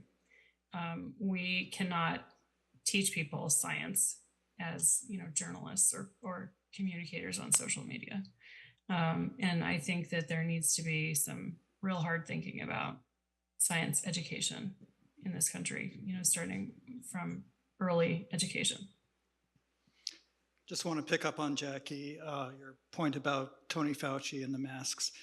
I think I'm a big fan of Tony Fauci. However, that was a big mistake. It was a time when Sanjay Gupta was telling people to wipe down packages that were delivered. There's no doubt masks stop transmission of infectious disease. Fauci was disingenuous. His advice about not worrying about masks was a genuine concern about the availability of effective masks for healthcare workers. He should have been honest, and he was called on that, and he continues to really dance around that, not address it as a mistake. So I think the bottom line for scientists is be honest, admit you're fallible. I think that's a point you make, Richard, about scientificism. Scientists are just as fallible. You have to present that human side, and if you're honest, people will cut you slack. People would be much more inclined, Fauci's opponents, to cut him slack if he had been more transparent. That's my view. That's my view. Maybe it's wrong, but. Interesting. Question from an anthropologist. Such danger. My world is relatively small compared to the one that you all live in. And I can't believe I'm actually going to say this, but some of the best strategies I've learned, I actually learned from RuPaul's Drag Race. Seriously. So I think I do far better when I'm talking to different stakeholder groups than I do in writing, which is something I probably have to get over. But RuPaul is now in season 14, and there are 2 things that I think are really interesting. One is the art of the roast, and the other is reading is fundamental. And the art of the roast is a really wonderful thing. Understanding that the way to connect with somebody is to first give them respect and to acknowledge that which they find most important and sincere, and to genuinely offer it respect. And after you've done that, that person or group of people is far more receptive to hearing whatever the critique is that might follow. And that critique, if presented with humor, is often heard. But that combination of needing to provide the respect before offering the critique may be a way around getting the combative. It's still the approach of hitting things head on, but preceding it with some softness. The other thing that he talks about a lot, or she, depending on which half of the show you're watching, is reading is fundamental, and that's the art of what an old sociologist used to call the weapons of the weak, using humor to bring down somebody a little bit and bring yourself up a little. And so reading in the gay community is the art of critiquing somebody, offering shade. And the reason why they talk about it as being fundamental is because to do it well, you also have to receive it well. And I think in terms of being scientists and offering authority, we also have to have humility. So being able to offer understandable and sincere humility in the delivery of a language, and then following it with the certainty as best as you can put it together, gives you the ability to, I think, make mistakes and get over it, and also be able to acknowledge them transparently, which I think is an important part of that. That said, I don't do well in the written. I don't know how you translate that into the written. And I wonder if you have advice about that, because that is a lot of the communication that's a back and forth dynamic thing that doesn't necessarily translate in either short or long form. So I wonder if you have advice on that you can offer. And that'll have to be our last question. And it ties into the empathy thing you were talking about, Rich, as well. Do any of you want to take that? I think it might be, think about what you would tell your mother, your grandmother, somebody, if they were still around. So it's the thing that's the most, can you believe this? And I think sometimes when you're in it so deeply, it can be hard, but maybe telling it to, and maybe it would involve talking to someone else about it to do that. But I loved all the points you made, and I don't want to belabor it, but I just wanted to go back briefly, just that I happened to do a story after Fauci did an editorial board the third week of February, and it's still going viral. It was quoted twice in a New York Times editorial last week because he said the risk was minuscule and we didn't have to wear masks. And it's used as an example, on Fox and everything, for a year and a half, whatever it is, of how he lied and all that. So it is just like such an important thing, like what you're saying there. But I think just try to think about what's the most interesting thing. What would I want to tell somebody?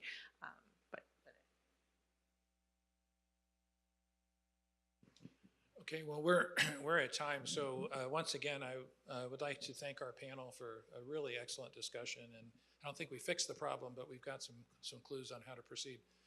Thank you.